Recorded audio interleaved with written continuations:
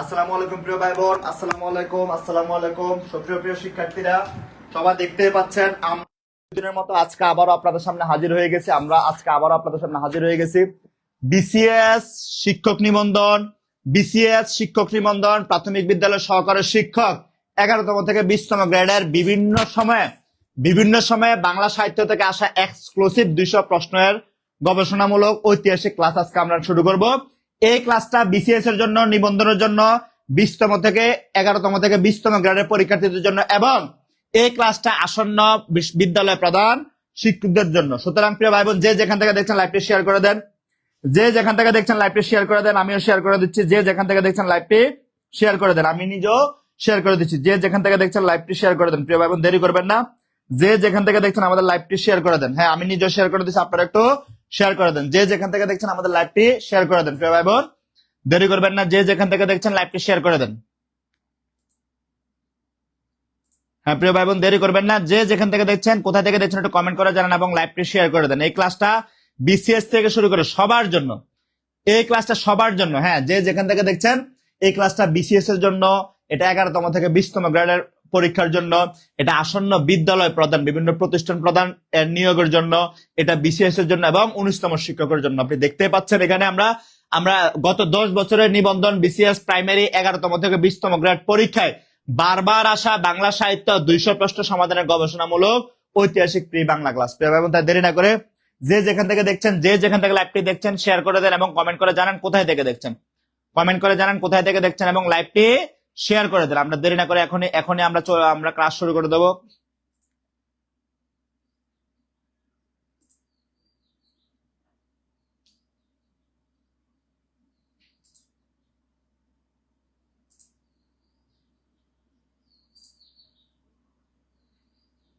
ওকে, আমাদের সঙ্গে সাইফুল যুক্ত আছে। সাইফুল, ওয়ালাইকুম আসসালাম। আমাদের সঙ্গে নাফি যুক্ত আছে।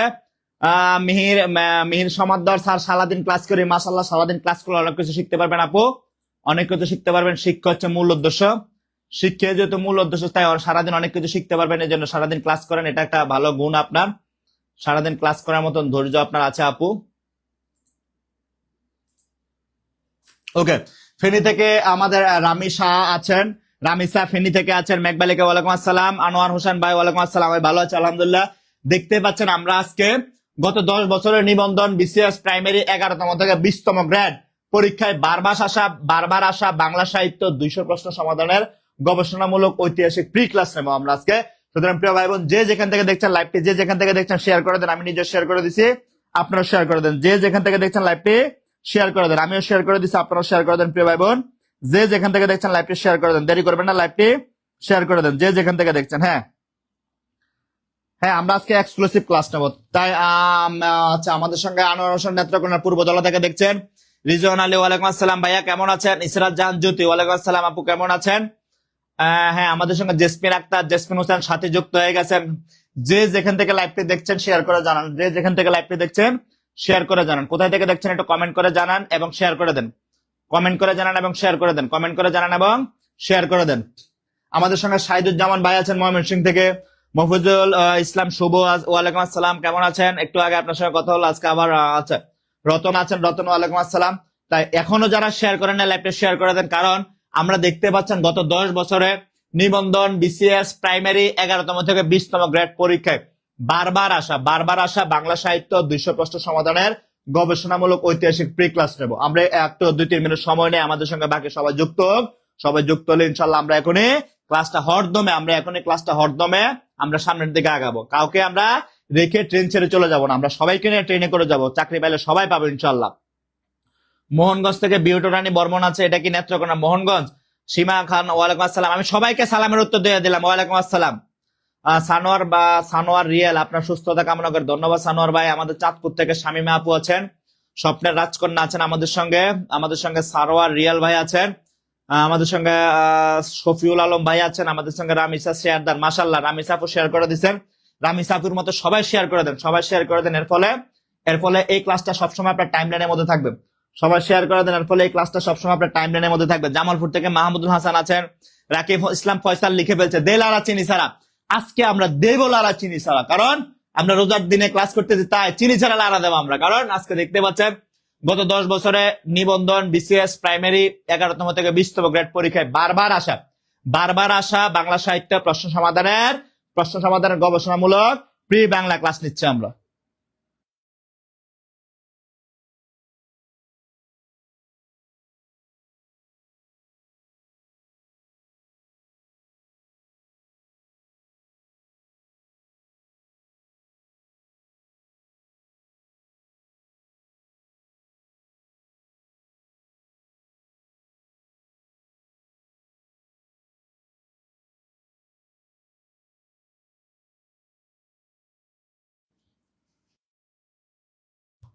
ওকে ওকে প্রিয় ভাই বোন, হ্যাঁ যারা এখনো আমাদের সঙ্গে হুমায়রা পাখি আপু আছেন, ফরিদপুর থেকে রাশেদ রায়হান ভাই আছেন, ভোলা থেকে হাসান ভাই আছেন, মাহমুদুল হাসান, মাহবুর রহমান আলম। এই প্রিয় ভাই বোন, আমরা দেরি না করে চাঁপাইনবাবগঞ্জ থেকে মাইনুর ভাই যুক্ত হয়ে গেছেন, আমরা দেরি না করে ক্লাসে চলে যাই, দেরি করবো না। যারা এখনো শেয়ার দেন না, শেয়ার দিয়ে দেন। দেখেন আমাদের ফার্স্ট ক্লাস, বৈষ্ণব পদাবলীর অবাঙ্গালী কবিকে বলেন, বৈষ্ণব পদাবলীর অবাঙ্গালী কবিকে প্রতিরক্ষা মন্ত্রণালয়ের সহকারী অফিসার 2025, প্রতিরক্ষা মন্ত্রণালয়ের সহকারী অফিসার 2025 বলছে কি, বৈষ্ণব পদাবলীর অবাঙ্গালী কবিকে, বৈষ্ণব পদাবলীর অবাঙ্গালী কবিকে কি বলছে, বৈষ্ণব পদাবলীর অবাঙ্গালী কবিকে, বৈষ্ণব পদাবলীর অবাঙ্গালী কবিকে। তাহলে বৈষ্ণব পদাবলীর অবাঙ্গালী কবি কি হবে? আমাদের গোবিন্দ দাস আছেন, জ্ঞান দাস আছেন, চণ্ডী দাস আছেন এবং বিদ্যাপতি আছেন। তাহলে একটু কমেন্ট করে জানান বৈষ্ণব পদাবলীর অবাঙ্গালী কবি কি হবে, একটু কমেন্ট করে জানান বৈষ্ণব পদাবলীর অবাঙ্গালী কবি কে, একটু কমেন্ট করে জানান বৈষ্ণব পদাবলীর অবাঙ্গালী কবি কে, একটু কমেন্ট করে জানান বৈষ্ণব পদাবলীর অবাঙ্গালী কবিকে, একটু কমেন্ট করে জানান বৈষ্ণব পদাবলীর অবাঙ্গালী কবিকে। হ্যাঁ ওকে, সালেহা খাতুন ওয়ালাইকুম আসসালাম আপু, আমি ভালো আছি, আপনি কেমন আছেন বলেন। বৈষ্ণব পদাবলীর অবাঙ্গালী কবিকে বলেন, বৈষ্ণব পদাবলীর অবাঙ্গালী বৈষ্ণব পদাবলী যারা লিখে গেছেন তাদের মধ্যে অবাঙ্গালী কবি আছে, অবাঙ্গালী কবি আছেন। তার নাম কি? রিয়াজুল ইসলাম, ওয়ালাইকুম আসসালাম ভাইয়া, কেমন আছেন? জাকিরুল হাসান স্যার, আমার পাশের রাজশাহীতে, আমি আপনার পেড বেসের শিক্ষার্থী, আমার বাসা। আচ্ছা ঠিক আছে, ওকে থ্যাংক ইউ ভাই, আজকে আমাদের পেড বেসের ক্লাস ছিল। ওকে, বৈষ্ণব পদাবলীর অবাঙ্গালী কবি যিনি, তাকে আমরা মৈথিলীর কোকিল বলি। তাহলে এবার আমি একটা আপনাদের একটা হিন্টস দিয়ে দিচ্ছি, মৈথিলীর কোকিল।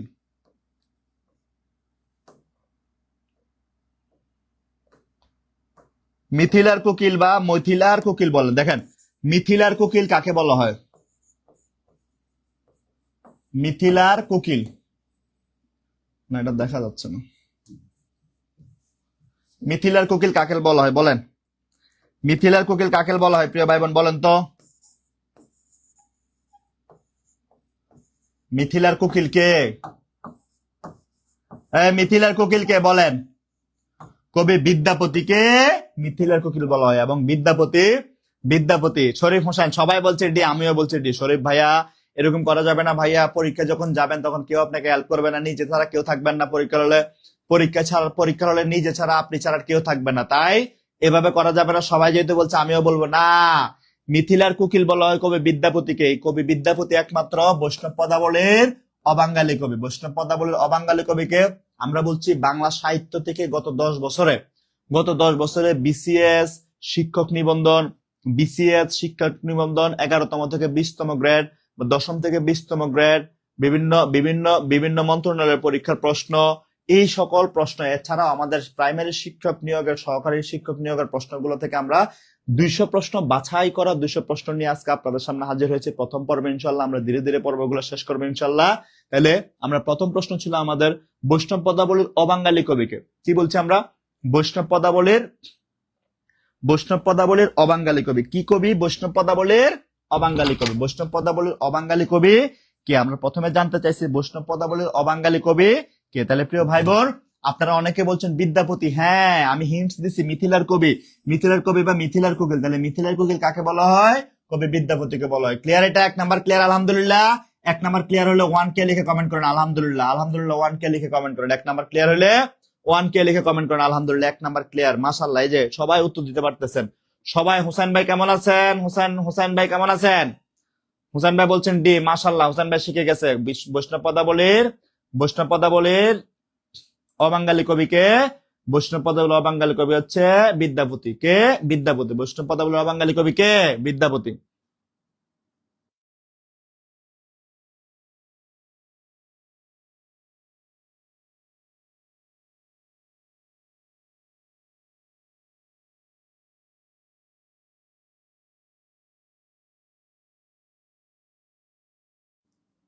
তাহলে ক্লিয়ার, এটা আলহামদুলিল্লাহ ক্লিয়ার, ক্লিয়ার আলহামদুলিল্লাহ ক্লিয়ার হয়েছেন, মনে থাকবো এটা। আচ্ছা তাহলে আমরা পরেরটা যাই, আলহামদুলিল্লাহ 1 নাম্বার ক্লিয়ার, পরেরটা যাই।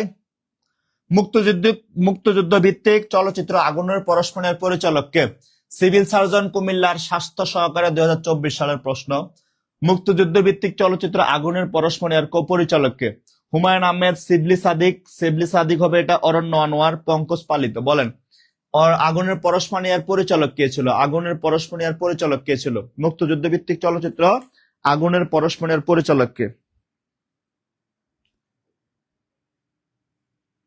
বলেন মুক্তযুদ্ধ ভিত্তিক চলচ্চিত্র আগুনের পরস্পরিয়ার পরিচালক কে ছিল? একটু কমেন্ট করেন দ্রুত দ্রুত দ্রুত। আগুনের পরস্পরিয়ার পরিচালক কে ছিল? দ্রুত বলেন। মুক্তযুদ্ধ ভিত্তিক চলচ্চিত্র আগুনের পরস্পরিয়ার পরিচালক কে ছিলেন? দ্রুত বলেন। আমি একটু হিন্ট দেই, এই চলচ্চিত্রটা 1994 সালে, এই আগুনের পরশমণি 1994 সালে এই চলচ্চিত্রটা নির্মাণ করেন বাংলাদেশের একজন বিখ্যাত কথা সাহিত্যিক যার বাড়ি নেত্রকোনাতে। বাংলাদেশের একজন বিখ্যাত কথা সাহিত্যিক যার বাড়ি নেত্রকোনাতে, তিনি শ্যামল ছায়া চলচ্চিত্রের পরিচালক। শ্যামল ছায়া এর পরিচালক তিনি। হিমু চরিত্রের জনক। হিমু চরিত্রের জনক কে? হিমুরা এভাবে পাঞ্জাবি পরে খালি পায়ে হেঁটে বেড়াইতো, তাহলে হিমু চরিত্রের জনক কে প্রিয় ভাই বোন? হিমু চরিত্রের জনক হচ্ছে হুমায়ুন আহমেদ। তাহলে মুক্তযুদ্ধ ভিত্তিক চলচ্চিত্র আগুনের পরস্পরের পরিচালক কে? এটা 1994 সালে হুমায়ুন আহমেদ নির্মাণ করেন। এই চলচ্চিত্রটা কে বানাইছে? হুমায়ুন আহমেদ বানাইছে। কত সালে? 1994 সালে। তাহলে যেহেতু আমি ক নাম্বারে পাচ্ছি সঠিক উত্তর, তাহলে আমার খ হবে না, গ হবে না, ঘ হবে না। তাহলে সঠিক উত্তর কি হবে? সঠিক উত্তর হবে হুমায়ুন আহমেদ 1994 সালে এই আগুনের পরস্পরের চলচ্চিত্রটা নির্মাণ করেন। কে নির্মাণ করেন? হুমায়ুন ব্রো নির্মাণ করেন। কে নির্মাণ করেন? হুমায়ুন আহমেদ। কয়েকদিন আগে দেখলাম গত বছর বইমেলার মধ্যে হুমায়ুন আহমেদ রে মানে ঝুলায় রাখছে, ওনারা একটা কার্টুন বানায় ওটা বাইন্দা রাখছে। ঠিক আছে, বাংলা সাহিত্যিকদের এরকম করা যাবে না, ওনারা সবাই সম্মানিত ব্যক্তি। তাছাড়া হুমায়ুন আহমেদ রসায়ন বিভাগের শিক্ষক ছিলেন, ঢাকা বিশ্ববিদ্যালয়ের রসায়ন বিভাগের অধ্যাপক ছিলেন, তাই উনি সম্মানিত ব্যক্তি, মনে থাকবে। আচ্ছা, মোহাম্মদ রোমান ইসলাম বলছেন ক, আনোয়ার ভাই বলছেন হুমায়ুন আহমেদ। মাশাআল্লাহ, তাহলে 2 নম্বর ক্লিয়ার আলহামদুলিল্লাহ। 2 নম্বর ক্লিয়ার আলহামদুলিল্লাহ বলবেন না একবার? রোজার দিনে আপনি একটা জিনিস শিখলেন, আলহামদুলিল্লাহ বলবেন না একবার? বলেন আলহামদুলিল্লাহ ক্লিয়ার। 2 নম্বর বলেন আলহামদুলিল্লাহ ক্লিয়ার। হোসেন ভাই আলহামদুলিল্লাহ ক্লিয়ার, বলেন আলহামদুলিল্লাহ ক্লিয়ার। হোসেন ভাই রোজার দিন একবার আলহামদুলিল্লাহ বলবেন না? বলেন আলহামদুলিল্লাহ ক্লিয়ার। ওকে। 3 নাম্বার, কোনটি হুমায়ুন আহমেদ রচিত উপন্যাস? বেবি চেকের fire leader 2024। Anwar Hossain sir আমাদের এলাকার গর্ব। হ্যাঁ, আপনাদের এলাকার গর্ব হুমায়ুন আহমেদ স্যার। ওকে, ওনার আমার আছে জল, আমার কাছে খুব মানে খুব পছন্দের একটা উপন্যাস এবং সিনেমা। ওকে, কোনটি হুমায়ুন আহমেদ রচিত উপন্যাস? Baby check fire leader 2024। ক নাম্বার আছে আনন্দ বেদনার কাব্য, খ নাম্বার আছে নদী ও মানুষের কবিতা, গ নাম্বার আছে দিবারাত্রি কাব্য, ঘ নাম্বার আছে পুইডালিমের কাব্য। বলেন কোনটি হুমায়ুন আহমেদের? 2 নাম্বার কি হবে? কোনটি হুমায়ুন আহমেদের? আনন্দ বেদনার কাব্য কার? বলেন কোনটি হুমায়ুন আহমেদের কাব্য? দ্রুত বলেন। হ্যাঁ, যারা এখনো শেয়ার করেন নাই তারা দ্রুত শেয়ার করে দেন। যারা এখনো শেয়ার করেন না তারা দ্রুত শেয়ার করে দেন। যারা এখনো শেয়ার করেন না তারা দ্রুত শেয়ার করে দেন। যারা এখনো শেয়ার করেন না তারা দ্রুত শেয়ার করে দেন। যারা এখনো শেয়ার করেন না তারা দ্রুত শেয়ার করে দেন প্রিয় ভাই বোন। হ্যাঁ, রাফিয়া ইসলাম আলহামদুলিল্লাহ, তুষার কবির আলহামদুলিল্লাহ ক্লিয়ার। ওকে, আন নাফি, শরীফ হোসেন সুবহানাল্লাহ। আচ্ছা, 3 নাম্বার কি বলছে? কোনটি হুমায়ুন আহমেদের রচিত উপন্যাস? কোনটি হুমায়ুন আহমেদ রচিত উপন্যাস? আনন্দ বেদনার কাব্য, নদী ও মানুষের কবিতা, দিবারাত্রি কাব্য, পুইডালিমের কাব্য। কোনটা হবে বলেন? 3 নাম্বার, দিবারাত্রি কাব্য কার রচিত? দিবারাত্রি কাব্য কার রচিত বলেন?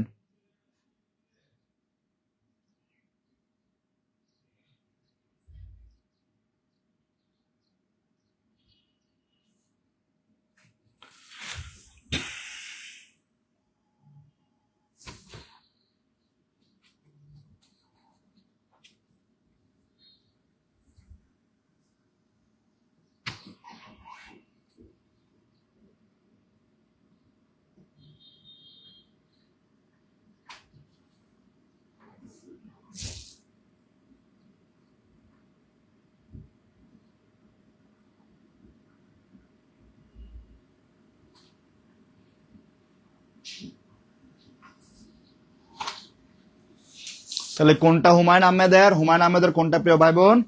হুমায়ুন আহমেদের কোনটা?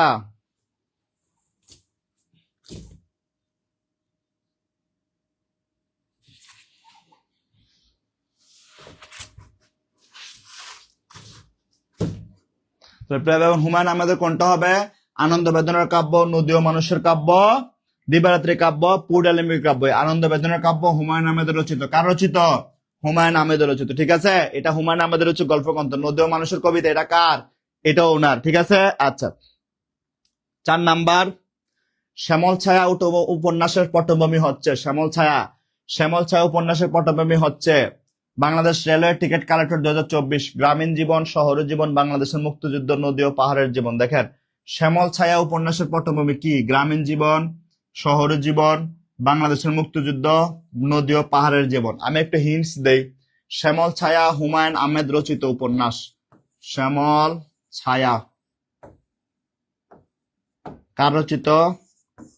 হুমায়ুন আহমেদ। হুমায়ুন আহমেদ রচিত উপন্যাস। শ্যামল ছায়া কার? হুমায়ুন আহমেদ রচিত উপন্যাস। শ্যামল ছায়া কার? মিথিলা আপু কমেন্ট করছেন দিবারাত্রি কাব্যকার, এটা মানিক বন্দ্যোপাধ্যায়ের। আচ্ছা, শ্যামল ছায়া কার? হুমায়ুন আহমেদের। এই শ্যামল ছায়াতে হুমায়ুন আহমেদের শ্যামল ছায়া উপন্যাসের মধ্যে বাংলাদেশের মুক্তিযুদ্ধকালীন পটভূমি তুলে ধরা হয়। কি পটভূমি? বাংলাদেশের মুক্তিযুদ্ধকালীন পটভূমি তুলে ধরা হয়। কেমন এটা ছিল? এই শ্যামল ছায়া উপন্যাসের মধ্যে একজন সরকারি কর্মকর্তা, তার ছেলে যুদ্ধ চলে গেছে, তার পুত্রবধূকে নিয়ে একটা নৌকা ভাড়া করে তিনি কোথাও মানে নদীতে মুক্তিযুদ্ধের সময়টা পার করার চেষ্টা করতেছিলেন। ওই সময় গ্রামের কিছু সহজ সরল মানুষ ওনার কাছে আশ্রয় চায়। ওই ভদ্রলোক ওই মানুষগুলাকে তার নৌকায় আশ্রয় দেয়। এই নৌকাটা নদীর মধ্যেই যে দিন পার করতেছিল, হঠাৎ হচ্ছে এই নৌকাতে একদল মুক্তিযোদ্ধা ছদ্মবেশে গান বাজনা করার ছদ্মবেশে তাদের মুক্তিযুদ্ধের যে আর্মস গুলো ছিল, অস্ত্রগুলো নিয়ে ওনার নৌকায় আশ্রয় চায় এবং তারা নৌকায় ওঠে। একটা সময় এই নৌকা থেকে ওই নদীতে থাকা একটা পাকিস্তানের পাক বাহিনীর একটা যুদ্ধ জাহাজ, তারা এই নৌকা থেকে অ্যাটাক করে যুদ্ধ জাহাজটাকে ভূপাতিত করে বা ধ্বংস করে দেয়। এই সামগ্রিক কাহিনীটাকে নিয়ে, মুক্তিযুদ্ধের সামগ্রিক কাহিনীটাকে নিয়ে যে উপন্যাস লেখা হয়েছিল বা যে চলচ্চিত্র তৈরি হয়েছিল সেটাকে আমরা শ্যামল ছায়া বলি। সেটাকে কি বলি? শ্যামল ছায়া বলে। তাহলে এই শ্যামল ছায়া উপন্যাসের পটভূমি হচ্ছে বাংলাদেশের মুক্তিযুদ্ধ, 1971 সালের মহান মুক্তিযুদ্ধ। শ্যামল ছায়া উপন্যাসের পটভূমি কি? 1971 সালের মহান মুক্তিযুদ্ধ। 1971 সালের কি? মহান মুক্তিযুদ্ধ। তাই প্রিয় ভাই বোন, যারা এখনো শেয়ার করেন নাই তারা আবারও শেয়ার করে দেন। আমিও শেয়ার করে দিচ্ছি, আমি আবারও শেয়ার করতেছি। এটা আজকের ক্লাসটা আমি আবারও শেয়ার করে দিচ্ছি। তাই যারা এখনো শেয়ার করেন নাই প্রিয় ভাই বোন, দ্রুত ক্লাসটা শেয়ার করে দেন। হ্যাঁ, আমি আজকে আবারও শেয়ার করে দিচ্ছি। যারা এখনো শেয়ার করেন নাই তারা দ্রুত লাইভটা শেয়ার করে দেন, দ্রুত। ওকে, দ্রুত শেয়ার করে দেন। হ্যাঁ, ওকে, আমি শেয়ার করে দিচ্ছি, আবার আপনারা আবার শেয়ার করে দেন। তাহলে এটা ক্লিয়ার? আলহামদুলিল্লাহ ক্লিয়ার। মঞ্জুর ইসলাম ভাই বলছেন শেয়ার ডান। মাশাআল্লাহ, শেয়ার করে কমেন্ট করেন শেয়ার ডান ইনশাআল্লাহ। ঠিক আছে, যারা শেয়ার করবেন সবাইকে পিডিএফ দিয়ে দেবো আজকের ক্লাসের। যারা শেয়ার করবেন সবাইকে আজকের ক্লাসের পিডিএফ দিয়ে দেবে ইনশাআল্লাহ। যারা শেয়ার করবেন সবাইকে আজকের ক্লাসের পিডিএফ দিয়ে দেবে ইনশাআল্লাহ। যারা শেয়ার করবেন সবাইকে পিডিএফ দিয়ে দেবে ইনশাআল্লাহ। হ্যাঁ, ওকে। আচ্ছা, 5 নাম্বার, প্রাচীন যুগের বাংলা ভাষার শ্রেষ্ঠ নিদর্শন কি? এটা সবাই পারেন। সহকারী উপজেলা থানা শিক্ষা অফিসার 2024। দেখেন, এটা সবাই পারেন, সবাই পারার কথা। এটা প্রাচীন যুগে বাংলা সাহিত্যের নিদর্শন কোনটা? সবাই পারার কথা এটা। এই প্রশ্নটা সবাই পারার কথা। প্রাচীন যুগে বাংলা সাহিত্যের শ্রেষ্ঠ নিদর্শন কোনটা? এই প্রশ্নটা সবাই পারার কথা।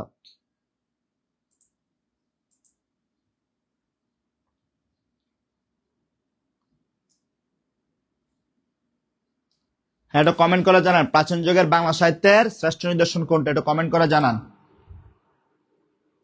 মনিটর, এটা কমেন্ট করে জানান। প্রাচীন যুগের বাংলা সাহিত্যের শ্রেষ্ঠ নিদর্শন কোনটা? এটা কমেন্ট করে জানান। আজকে আমাদের ক্লাসটা সাইদুল স্যার বাংলায় লেখা, সাইদুল স্যার ইংলিশে লেখা এবং সাইদুল স্যার ইংলিশ 3টা পেজ থেকে পাবেন। 3টা পেজ থেকে আপনারা দেখতে পাবেন, 3টা পেজ থেকে দেখতে পাবেন ইনশাআল্লাহ। ঠিক আছে, হ্যাঁ, এটা কমেন্ট করে জানান। প্রাচীন যুগের বাংলা সাহিত্যের শ্রেষ্ঠ নিদর্শন কি বা শ্রেষ্ঠ নিদর্শন কোনটি? আমাদের অপশনের মধ্যে লাইলে মজনু আছে, এটা তো ওই বই না, এটা মধ্যযুগের শ্রীকৃষ্ণ কীর্তন, এটা মধ্যযুগের। এই যে চর্যাপদ, আমরা জানি 1907 সালে, আমরা জানি 1907 সালে নেপালের রাজদরবার থেকে, কোথায় থেকে? নেপাল থেকে চর্যাপদ আবিষ্কৃত করা হয়েছিল এবং 1916 সালে চর্যাপদ প্রকাশ করা হয়। এই চর্যাপদ কোন সময়ের? এই চর্যাপদ ধারণা করা হয় 700 থেকে 1100 বা 1200 সাল পর্যন্ত। 700 থেকে 1200 সাল পর্যন্ত বা 650 থেকে 1200 সাল পর্যন্ত লেখা হয়েছিল। এবং এই সময়টাকে আমাদের প্রাচীন যুগ বলা হয়। কোন যুগ বলা হয়?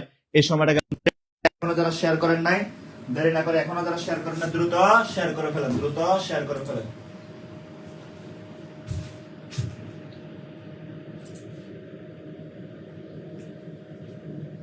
ওকে প্রিয় ভাই বোন, দ্রুত। তাহলে ক্লিয়ার? এটা ক্লিয়ার? আলহামদুলিল্লাহ। মোহাম্মদ ইমন খান, বাল্মীকি নামটার সঠিক বানান কি হবে? বাল্মীকি বানান ঠিক লিখছেন, কিন্তু বাল্মীকি বানানে আপনি ঝামেলাটা করছেন কি, প্রথমে দীর্ঘিকার হবে, বাল্মীকিতে প্রথমে দীর্ঘিকার হবে, বাল্মীকি প্রথমে দীর্ঘিকার হবে ইমন ভাই, ঠিক আছে? ক্লিয়ার? ক্লিয়ার?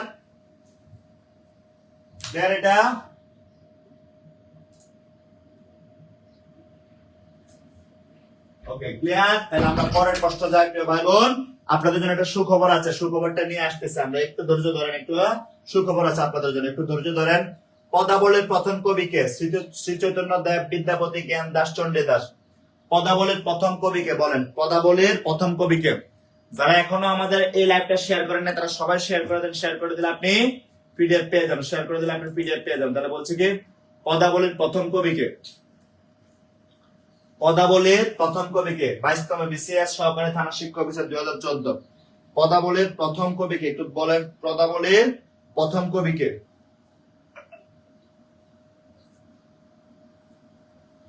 পদাবলীর প্রথম কবিকে?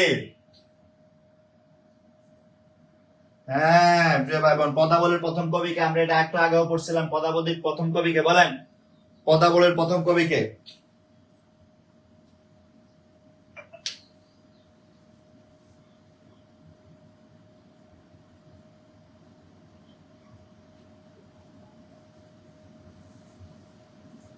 বলেন পদাবলীর প্রথম কবিকে? পদাবলীর প্রথম কবি হচ্ছে মিথিলার কবি বিদ্যাপতি। মিথিলার কবি বিদ্যাপতি। মিথিলার কবি বা মিথিলার কোকিল, মিথিলার কবি বা মিথিলার কবিকে বিদ্যাপতি। নাম কি ওনার? বিদ্যাপতি। পদাবলীর প্রথম কবিকে? মিথিলার কবি বিদ্যাপতি, আমার বন্ধু বিদ্যাপতি। তিনি প্রথম ব্রজবুলি ভাষায়, কোন ভাষায়? ব্রজবুলি ভাষায়। কোন ভাষায়? তিনি প্রথম ব্রজবুলি ভাষায়, ব্রজবুলি ভাষা কোন ভাষা? তিনি প্রথম ব্রজবুলি ভাষায় পদাবলী রচনা করা শুরু করেন। কোন ভাষা? ব্রজবুলি ভাষা। এই কথাটা মনে রাখবেন, ব্রজবুলি ভাষা, ব্রজবুলি ভাষার কথাটা মনে রাখবেন। তিনি প্রথম ব্রজবুলি ভাষায় পদাবলী রচনা করা শুরু করেন। তাহলে সঠিক উত্তর কি হবে? সঠিক উত্তর হবে বিদ্যাপতি। তার মানে বিদ্যাপতি থেকে প্রতি বছর প্রশ্ন আসতেছে, অর্থাৎ আমাদেরকে বিদ্যাপতিটাকে একটু জোর দিয়ে পড়তে হবে। কিভাবে পড়তে হবে? একটু জোর দিয়ে পড়তে হবে, ঠিক আছে? রাকিব ইসলাম ফয়সাল বলছে মিথিলার জামাই বিদ্যাপতি। না, মিথিলার জামাই হচ্ছে ওই যে গান গাইছে, কি যেন ছেলেটার নাম ছিল, রুজুরি বিয়ে করছে কদিন আগে, ভুলে গেছে আমি, গান শুনি না। ওকে, তাহলে মিথিলার কবি বিদ্যাপতি, তিনি পদাবলীর প্রথম কবি। ভাই বোন, আপনাদের জন্য সুখবর আছে, সুখবর আছে একটা, এই যে সুখবর আছে, এদিকে দেখান, আপনাদের জন্য একটা বিশাল সুখবর আছে। হাজার হাজার ভাই বোনের অনুরোধে আমাদের আছে 19তম শিক্ষক নিবন্ধন সম্পূর্ণ নতুন ব্যাচ। আমরা সম্পূর্ণ একটা নতুন ব্যাচ শুরু করছি প্রিয় ভাই বোন। যারা এখনো 19তম শিক্ষক নিবন্ধনে জেনারেল কোনো কোর্সে ভর্তি হয় না, তাদের জন্য আমাদের 19তম নিবন্ধন জেনারেল ফুল কোর্সের আয়োজন করা হয়েছে। 19তম শিক্ষক নিবন্ধন ফুল কোর্স আয়োজন করা হয়েছে। এখানে আপনি বাংলা পাবেন, বাংলা 25 নাম্বার তোলার টেকনিক পাবেন, এখানে ভালো করে ক্লাস পাবেন। এখানে আপনি ম্যাথমেটিক্স এ 25 তোলার ভালো কৌশল শিখাবে আপনার এই ক্লাসের মধ্যে। এখানে আপনাকে সাইদুল স্যার ইংলিশ শিখাবে, এখানে আপনাকে সোহেল স্যার জিকে শিখাবে, দেলোয়ার স্যার বাংলা শিখাবে। 25 পাওয়ার এক্সক্লুসিভ ওয়ে আপনাকে এখানে শিখিয়ে দেওয়া হবে ইনশাআল্লাহ। অর্থাৎ 4টা সাবজেক্ট মিলে আপনি 100 কিভাবে তুলতে পারেন এই টেকনিক আপনাকে শিখিয়ে দেবে প্রিয় ভাই বোন। দেখেন আমাদের এখানে 100+ ক্লাস হবে, তার মানে 100 এর বেশি ক্লাস পাবেন আপনি। আমাদের এখানে 100 এর বেশি এক্সাম হবে, 100 এর বেশি এক্সাম হবে। আমাদের এখানে সকল ক্লাস রেকর্ড থাকবে। এবং প্রিয় ভাই বোন, আরেকটা মজার তথ্য কি জানেন? ক্লাসের পর আপনাকে ক্লাসে শেষ করে দেওয়া হবে। ক্লাসের বাইরে আর কোনো কিছু করার দরকার নেই, ক্লাসের পর আপনাকে ক্লাসে শেষ করে দেওয়া হবে, ঠিক আছে? হ্যাঁ, এবার আসেন, যারা জিজ্ঞেস করতেছে স্যার কোর্স ফি কত, এটার কোর্স ফি হচ্ছে 3000 টাকা। কত টাকা? 3000 টাকা। তবে হ্যাঁ, 3000 টাকা আপনাদের জন্য না, যতক্ষণ আমার লাইভ চলবে, ততক্ষণ ভর্তি ফি মাত্র 1199 টাকা। কত টাকা? মাত্র 1199 টাকা। যতক্ষণ আমার লাইভ চলবে ততক্ষণ ভর্তি ফি কত? মাত্র 1199 টাকা। তাই প্রিয় ভাই বোন, যারা জিজ্ঞেস করতেছে স্যার কিভাবে ভর্তি হবো, এই যে আমাদের যে নাম্বারটা দেয়া আছে, এই নাম্বারটি স্ক্রিনে সবসময় পড়ে দেয়া থাকে, দেখবেন এই নাম্বারে 1199 টাকা বিকাশ অথবা নগদ থেকে সেন্ড মানি করে দেন, নগদ বিকাশ থেকে সেন্ড মানি করে দেন এই নাম্বারে 1199 টাকা। আপনার কাছে 1199 নাই, এখন বাসায় আছেন 1199 না, আপনার ফোনে 800 টাকা আছে বিকাশ, 800 টাকা পাঠাই দেন প্রিয় ভাই বোন।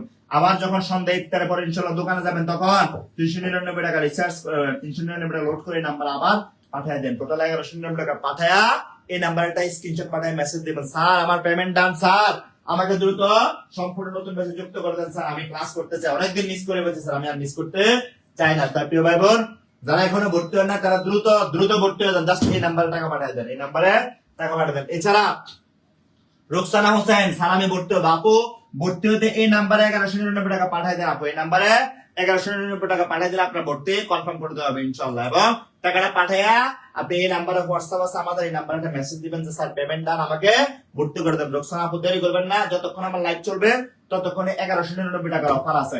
এছাড়া যারা ইংরেজিতে দুর্বল, যারা ইংরেজিতে যারা দুর্বল তাদের জন্য সাইদুল স্যারের all job all admission course fee 1500 টাকা। তবে হ্যাঁ আপনাদের জন্য যতক্ষণ আমার লাইভ চলবে ততক্ষণ কোর্স ফি মাত্র 750 টাকা। কত টাকা? মাত্র 750 টাকা। যতক্ষণ আমার লাইভ চলবে ততক্ষণ কোর্স ফি মাত্র 750 টাকা। প্রিয় ভাই বোনদের দেরি না করে দ্রুত ভর্তি হয়ে যান, দেরি না করে দ্রুত ভর্তি হয়ে যান প্রিয় ভাই বোন। আমি দেখি পরের প্রশ্নটা কি আছে। এই যে আমাদের এখানে নাম্বার দেওয়া আছে, আপনি এই নাম্বারে টাকা পাঠিয়ে ভর্তি হয়ে যান। আমরা পরেরটা দেখি, এই নাম্বারে টাকা পাঠিয়ে ভর্তি হয়ে যান। আমরা পরেরটা দেখছি, পরের প্রশ্নটা দেখছি। আপনি যতক্ষণ লাইভ চলবে ততক্ষণ অফার, তাই দেরি করবেন না, লাইভ চলাকালীন সময় ভর্তি হয়ে যান, দেরি করা যাবে না, লাইভ চলাকালীন সময়ে ভর্তি হয়ে যান প্রিয় ভাই বোন।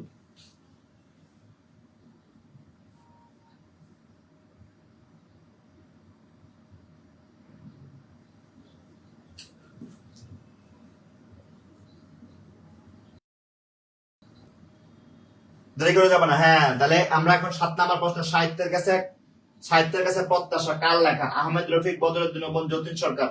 সাহিত্যের কাছে প্রত্যাশা এটা কার লেখা বলেন? সাহিত্যের কাছে প্রত্যাশা এটা কার লেখা? দ্রুত বলেন, দ্রুত। সাহিত্যের কাছে প্রত্যাশা এটা কার লেখা? দ্রুত বলেন। সাহিত্যের কাছে প্রত্যাশা এটা কার লেখা? স্বপ্ন বুঝমন স্যার এখন তো রান্না করতে হবে, কিভাবে ক্লাস করব? দ্রুত পড়ান। হ্যাঁ আপু দ্রুত পড়াবো। নুপুর আক্তার আমি ভর্তি হয়ে গেছি মাশাআল্লাহ। হ্যাঁ ওকে, দেরি করবেন না। সাহিত্যের কাছে প্রত্যাশা এটা কার লেখা? দ্রুত দ্রুত বলেন, দ্রুত বলেন। সাহিত্যের কাছে প্রত্যাশা এটা কার লেখা? দ্রুত বলেন, দ্রুত। সাহিত্যের কাছে প্রত্যাশা এটা কার লেখা?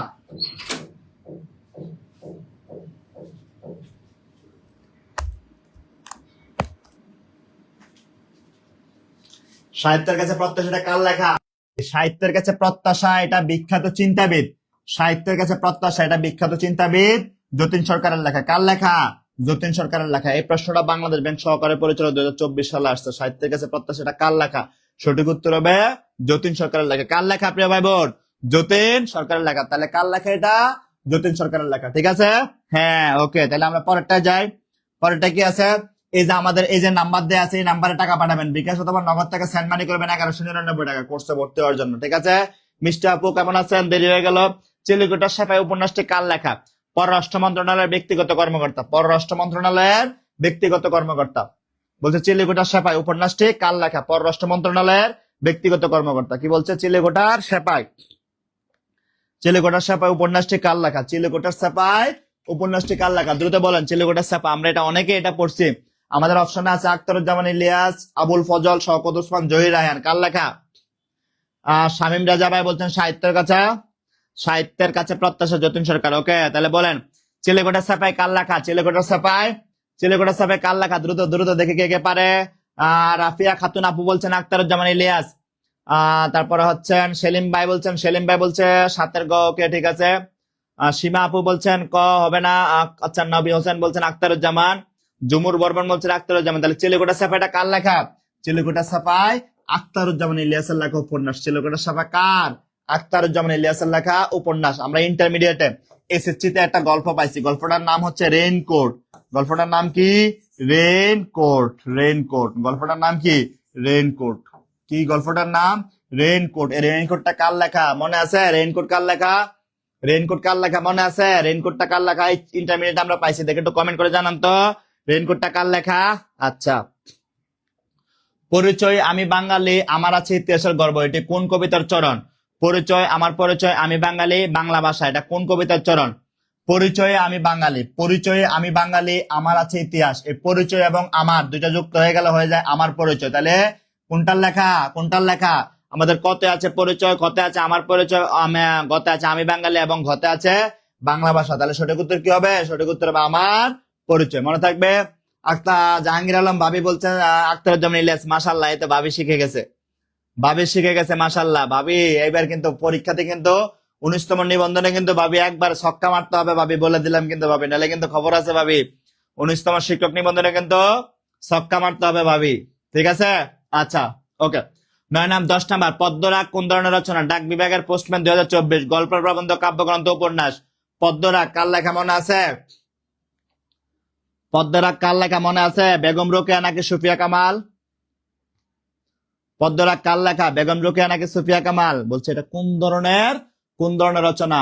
গল্প, প্রবন্ধ, কাব্যগ্রন্থ, উপন্যাস। গল্প, প্রবন্ধ, কাব্যগ্রন্থ, উপন্যাস। পদ্মরাগ গল্প, কাব্যগ্রন্থ, প্রবন্ধ, উপন্যাস। এটা কার লেখা মনে আছে? পদ্মরাগ কার লেখা মনে আছে? পদ্মরাগ কার লেখা মনে আছে? পদ্মরাগ কার লেখা মনে আছে? পদ্মরাগ কার লেখা মনে আছে? পদ্মরাগ বেগম রোকেয়া সাখাওয়াত হোসেনের। পদ্মরাগ বেগম রোকেয়া সাখাওয়াত হোসেনের লেখা। বাঙালির নারী সমাজকে কেন্দ্র করে, তাদের চিন্তা চেতনা, তাদের সাহিত্যবোধ, তাদের প্রগতিশীলতাকে কেন্দ্র করে বেগম রোকেয়া সাখাওয়াত হোসেন পদ্মরাগ নামে একটা উপন্যাস রচনা করছিলেন। কি করছিলেন? উপন্যাস রচনা করছিলেন। তাহলে পদ্মরাগ উপন্যাসটা কার লেখা? বেগম রোকেয়ার লেখা। কার লেখা? বেগম রোকেয়ার লেখা। মনে থাকবে প্রিয় ভাই বোন। হ্যাঁ, যারা ভর্তি হবেন, ভর্তি হতে জাস্ট 19তম শিক্ষক নিবন্ধন জেনারেল ফুল কোর্স যতক্ষণ লাইভ চলবে ততক্ষণ করছে মাত্র 1199 টাকা, মাত্র 1199 টাকা। ভর্তি হতে এই নাম্বারে টাকা পাঠাবেন, 01767265758, 01767265758। এই নাম্বারে টাকা পাঠিয়ে দিলে আপনি ভর্তি হয়ে যেতে পারবেন। এই নাম্বারে টাকা পাঠালে আপনার ভর্তি কনফার্ম করে দেওয়া হবে, ঠিক আছে? আচ্ছা, অনেকে রান্না করবেন, যেহেতু আমরা একটু দ্রুত আগায়, দেরি না করে ধীরে ধীরে আমরা কচ্ছপ গতিতে না হেঁটে আমরা ইনশাল্লাহ দ্রুত আগায়। জাহাঙ্গীর আলম ভাবি ইনশাল্লাহ যেন আপনার কথা কবুল করে, আমিন। আল্লাহ পাক। ভাবি আমিন লিখতে বানান ভুল করছেন। আমিন আরবি শব্দ, যে কোনো আরবি শব্দের স্বীকার হবে, দীর্ঘিকার হবে না ভাবি, মনে রাখেন কিন্তু ভাবি, নাহলে কিন্তু দেখবেন বেগম রোকেয়া অভিশাপ দিবে, ঠিক আছে? ওকে, ক্লিয়ার? আচ্ছা, চাষার দুঃখ রচনাটি কোন গ্রন্থ থেকে সংকলিত? কোন থেকে বা কোথায় থেকে সংকলিত? কোথায় থেকে সংকলিত? চাষার দুঃখ রচনাটি কোথায় থেকে সংকলিত বলেন? ডাক বিভাগের পোস্টম্যান 2024। চাষার দুঃখ কার? আমরা ইন্টারমিডিয়েটে চাষার দুঃখ পাইছিলাম। চাষার দুঃখ কার? রোকেয়া সাখাওয়াত হোসেনের। এটা কোথায় থেকে সংকলিত? রোকেয়া রচনা বলি, যতীন রবীন্দ্র রচনা বলি, পদ্মাবতী সুলতানের গল্প। বলেন চাষার দুঃখ কোথায় থেকে সংকলিত? চাষার দুঃখ। যারা মাত্র 1199 টাকা ভর্তি হতে যাচ্ছেন তারা উপরের নাম্বারে টাকা পাঠিয়ে দেন,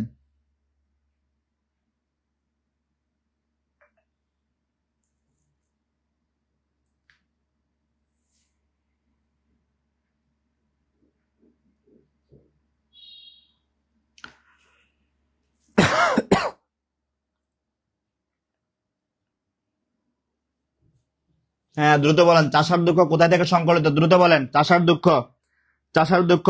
দুঃখ প্রবন্ধটি রোকেয়া সাখাওয়াতের কোথায় থেকে সংকলিত? দ্রুত বলেন। চাষার দুঃখ কোথায় থেকে সংকলিত? চাষার দুঃখ, এইখানে একটা অপশনের মধ্যে উত্তর নাই। চাষার দুঃখ মতিচুর থেকে। সুলতানা সব উল্টা পাল্টা উত্তর দেখায় লাভ নাই। এটা মতিচুর থেকে সংকলিত।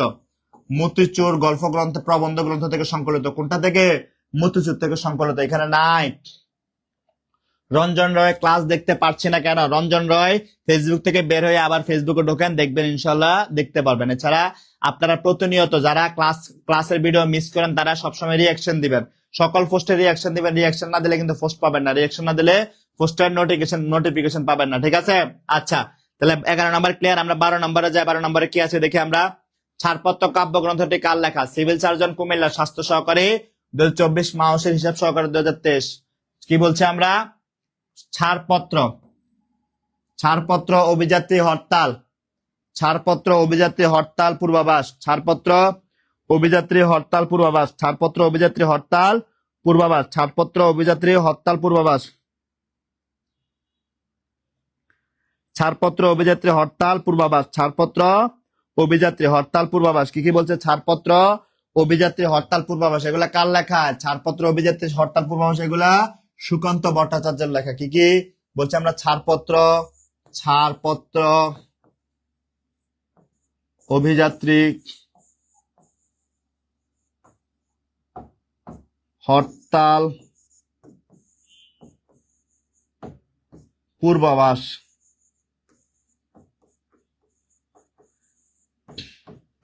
কবি সুকান্ত ভট্টাচার্য মাত্র 21 বছর বয়স বাঁচছেন। কয় বছর? 21 বছর বয়স বেঁচে ছিলেন। 21 বছরের বয়সে তিনি যক্ষা রোগে মারা গেছেন। একটা লোক 21 বছর বয়সে এতগুলা কাব্যগ্রন্থ লিখছে, চিন্তা করেন তো, এতগুলা কাব্যগ্রন্থ লিখছে। আর 21 বছর বয়সে আমাদের ইউনিভার্সিটি লাইফে শেষ হয় না, আমাদের ইউনিভার্সিটি লাইফে শেষ হয় না, এরপর আমরা অন্য চিন্তা করবো। ঠিক আছে। সালেহা খাতুন, স্যার ক্লাস করতেছি আর সবজি করতেছি। হ্যাঁ, ইফতারিও তৈরি করেন, আমাদেরকে দাওয়াত দেন, আমরা ইনশাল্লাহ ইফতারিতে যাবো একদিন। সালেহা আপু, ওকে, তাহলে ক্লিয়ার, 12 নম্বর ক্লিয়ার, আলহামদুলিল্লাহ। প্রিয় ভাই বোন, যারা 19তম শিক্ষক নিবন্ধনে অফার নিয়ে ভর্তি হতে চাচ্ছেন, আমাদের 19তম শিক্ষক নিবন্ধনে যতক্ষণ লাইভ চলবে ততক্ষণ অফার ফি মাত্র 1199 টাকা।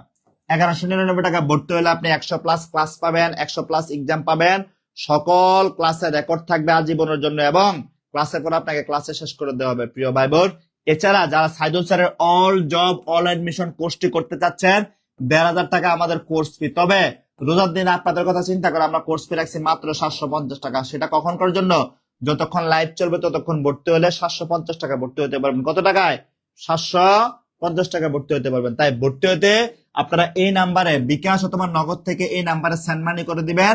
টাকাটা সেন্ড মানি করে দেওয়ার পরে এই নাম্বারে হোয়াটসঅ্যাপে মেসেজ দিয়ে বলবেন, স্যার পেমেন্টটা আমাকে যুক্ত করে দেন। পায়ের আওয়াজ পাওয়া যায় কাব্যনাট্যের মৌল বিষয় কি? মুক্তিযুদ্ধ, গৃহযুদ্ধ, বিশ্বযুদ্ধ, ভাষা আন্দোলন। বলেন। পায়ের আওয়াজ পাওয়া যায়, পায়ের আওয়াজ পাওয়া যায়, এটা কি নিয়ে লেখা? পায়ের আওয়াজ পাওয়া যায় 13 নাম্বার। মুক্তিযুদ্ধ, গৃহযুদ্ধ, বিশ্বযুদ্ধ, ভাষা আন্দোলন কোনটা? 13 নাম্বার কি হবে? পায়ের আওয়াজ পাওয়া যায়। পায়ের আওয়াজ পাওয়া যায়, এটা কার লেখা মনে আছে? পায়ের আওয়াজ পাওয়া যায়, পায়ের আওয়াজ পাওয়া যায়। তাহলে পায়ের আওয়াজ পাওয়া যায় কি নিয়ে? এটা পায়ের আওয়াজ পাওয়া যায় কি নিয়ে? পায়ের আওয়াজ পাওয়া যায় কার? এটা কার? এটা মনে আছে? সৈয়দ শামসুল হকের। এটা মুক্তিযুদ্ধ বিষয়ক একটি কাব্যনাট্য। পায়ের আওয়াজ পাওয়া যায় মুক্তিযুদ্ধ বিষয়ক কাব্যনাট্য। কি বিষয়ক? মুক্তিযুদ্ধ বিষয়ক কাব্যনাট্য। কার এটা? সৈয়দ শামসুল হক। কার? সৈয়দ শামসুল হক।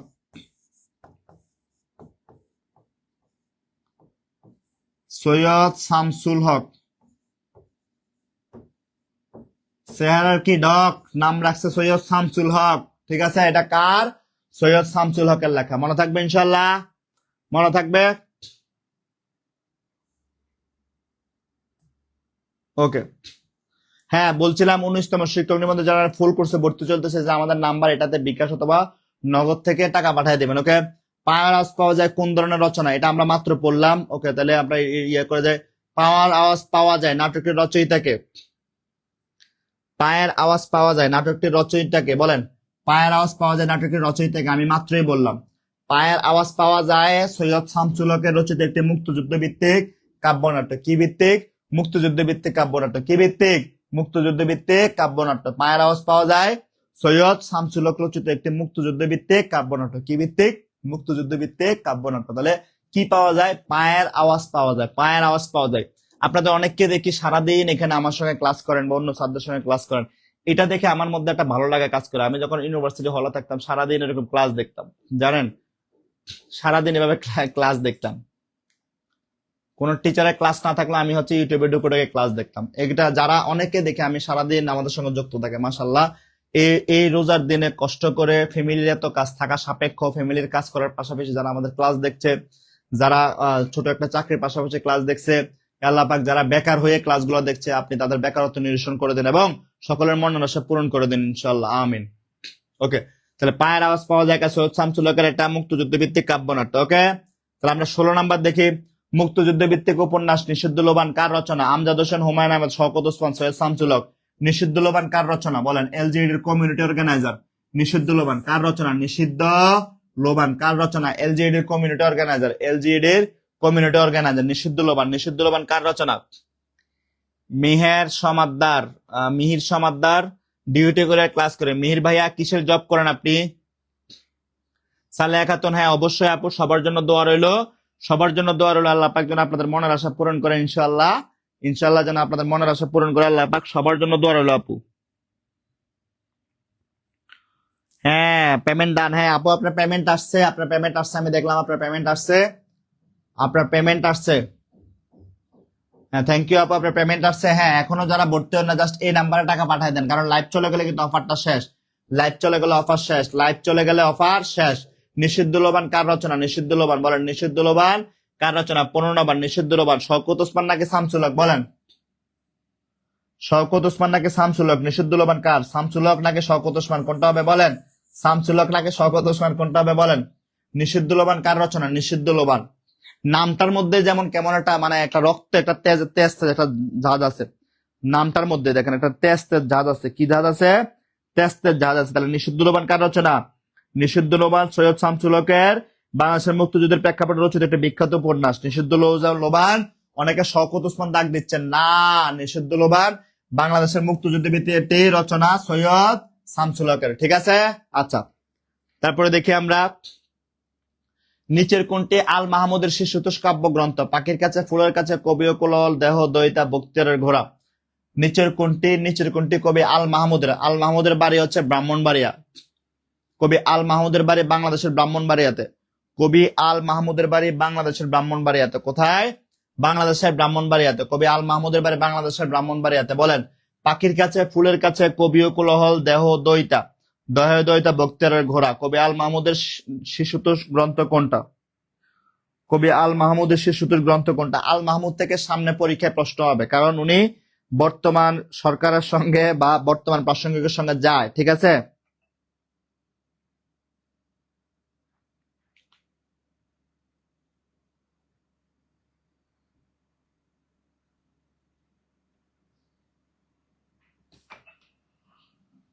আপু আপনার পেমেন্ট আসছে, আপনার পেমেন্ট আসছে আপু, সমস্যা নাই, আপনার পেমেন্ট আসছে। আপনি এই নাম্বারে হোয়াটসঅ্যাপে মেসেজ দেন ইনশাল্লাহ।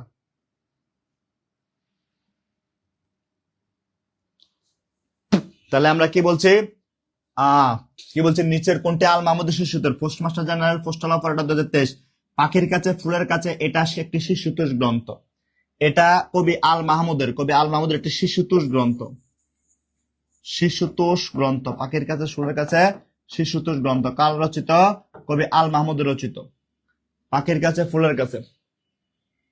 অনামিকা স্মৃতি, ইফতার করছি আর ক্লাস করছি তাই কমেন্ট করতে পারছি না। সমস্যা নাই অনামিকা আপু, স্মৃতি আপু সমস্যা নাই।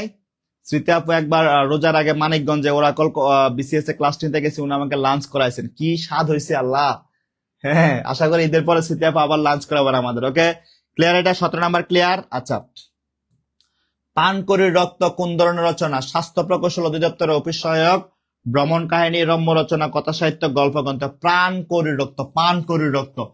হ্যাঁ কিভাবে ভর্তি হবেন? ভর্তি হওয়ার জন্য ভাইয়া আমাদের 19তম শিক্ষক নিবন্ধন লাইভ চলাকালীন সময় 1199 টাকা অফার। অফারে ভর্তি হওয়ার জন্য 07672657558 এই নাম্বারে টাকা পাঠাবেন। 07672657558 এই নাম্বারে টাকা পাঠাবেন বিকাশ অথবা নগদ থেকে। এছাড়া যারা all job all admission course করতে যাচ্ছেন তারা মাত্র 750 টাকা ভর্তি হতে এই নাম্বারে টাকা পাঠাবেন। আমাদের প্রশ্ন ছিল 18 নাম্বার, পান করে রক্ত কোন ধরনের রচনা? পান করে রক্ত কোন ধরনের রচনা?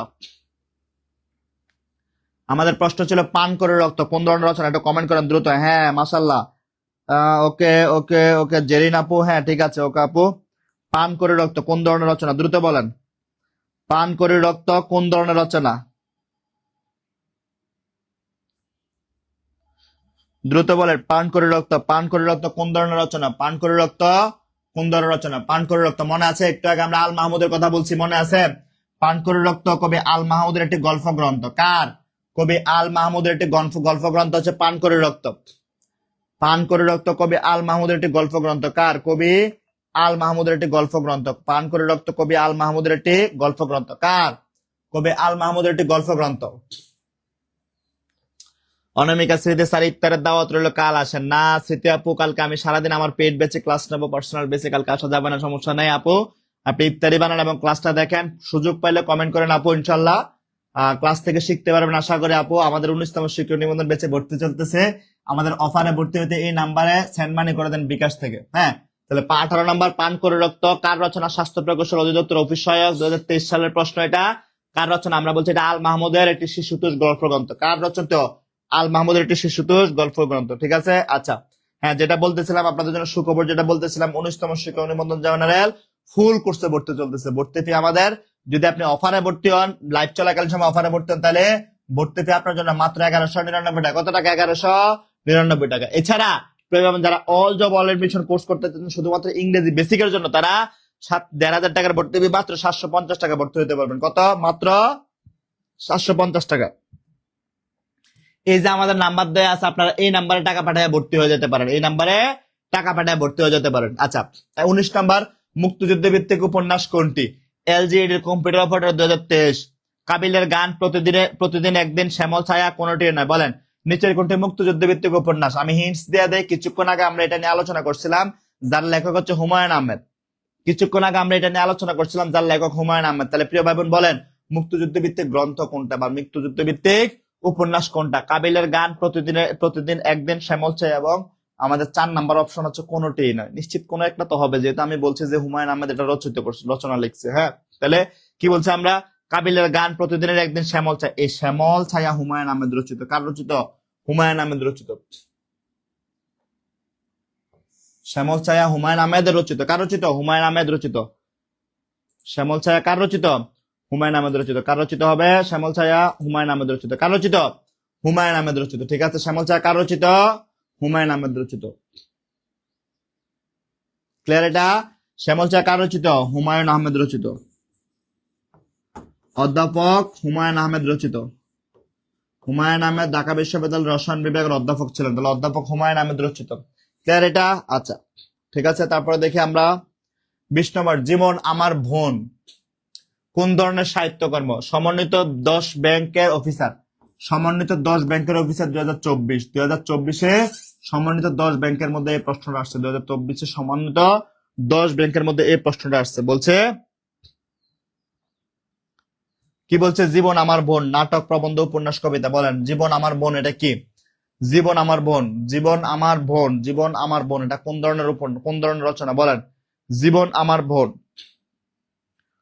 অনেকক্ষণ দাঁড়ায় থাকতে পায়ে ব্যথা হয়ে যাচ্ছে। জীবন আমার বোন, জীবন আমার বোন, জীবন আমার বোন।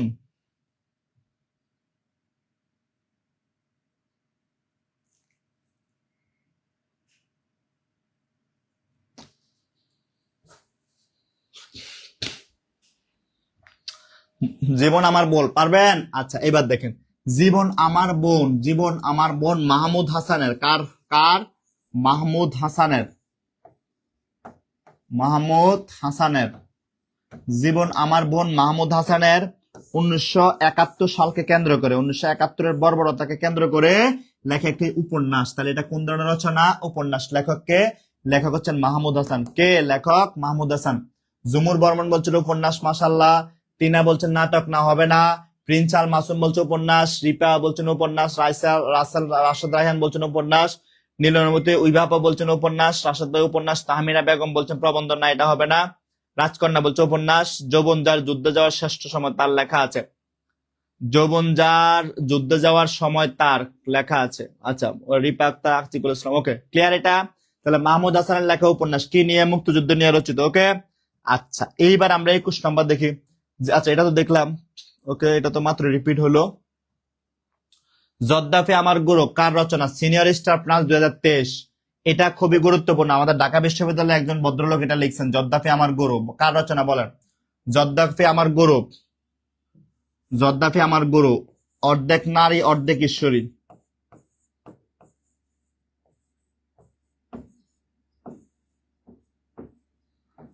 অর্ধেক নারী অর্ধেক ঈশ্বরী।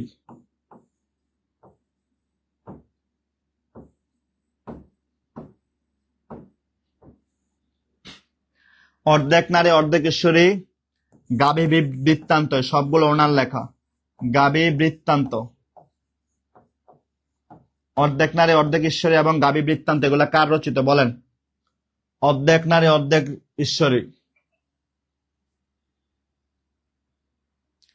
আন নাফি এখন যৌবন যার মিছিলে যাওয়ার তার শ্রেষ্ঠ সময়, এটা হেলাল হাফিজের লেখা। এখন যৌবন যার মিছিলে যাওয়ার তার শ্রেষ্ঠ সময়, এটা হেলাল হাফিজের লেখা।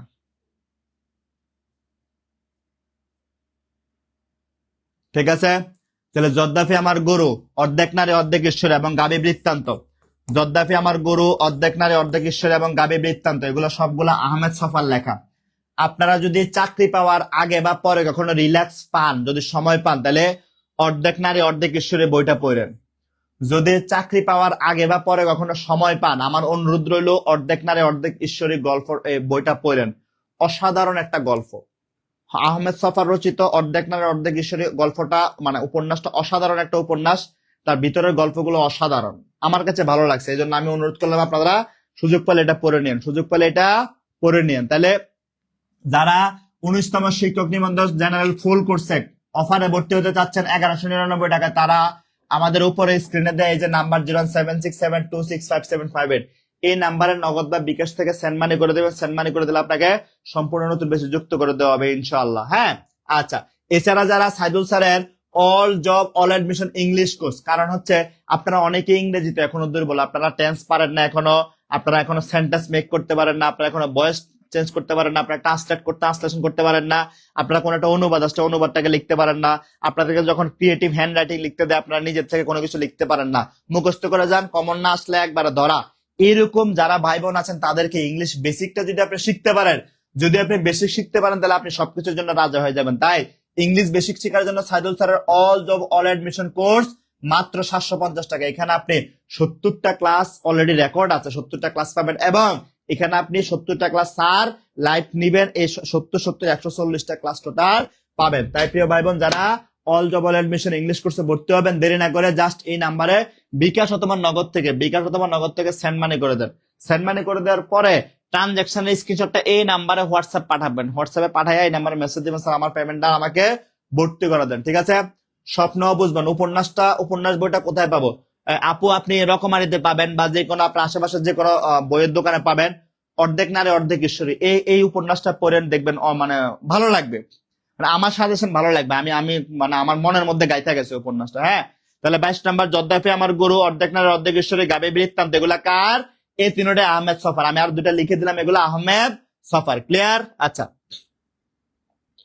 21 নম্বর আখতারুজ্জামান ইলিয়াস জন্মগ্রহণ করেন কোথায়? 45তম বিসিএস, গাইবান্ধা, বগুড়া, ঢাকা, সিরাজগঞ্জ। বলেন আখতারুজ্জামান ইলিয়াস জন্মগ্রহণ করেন কোথায়? এটা পারার কথা, দ্রুত বলেন।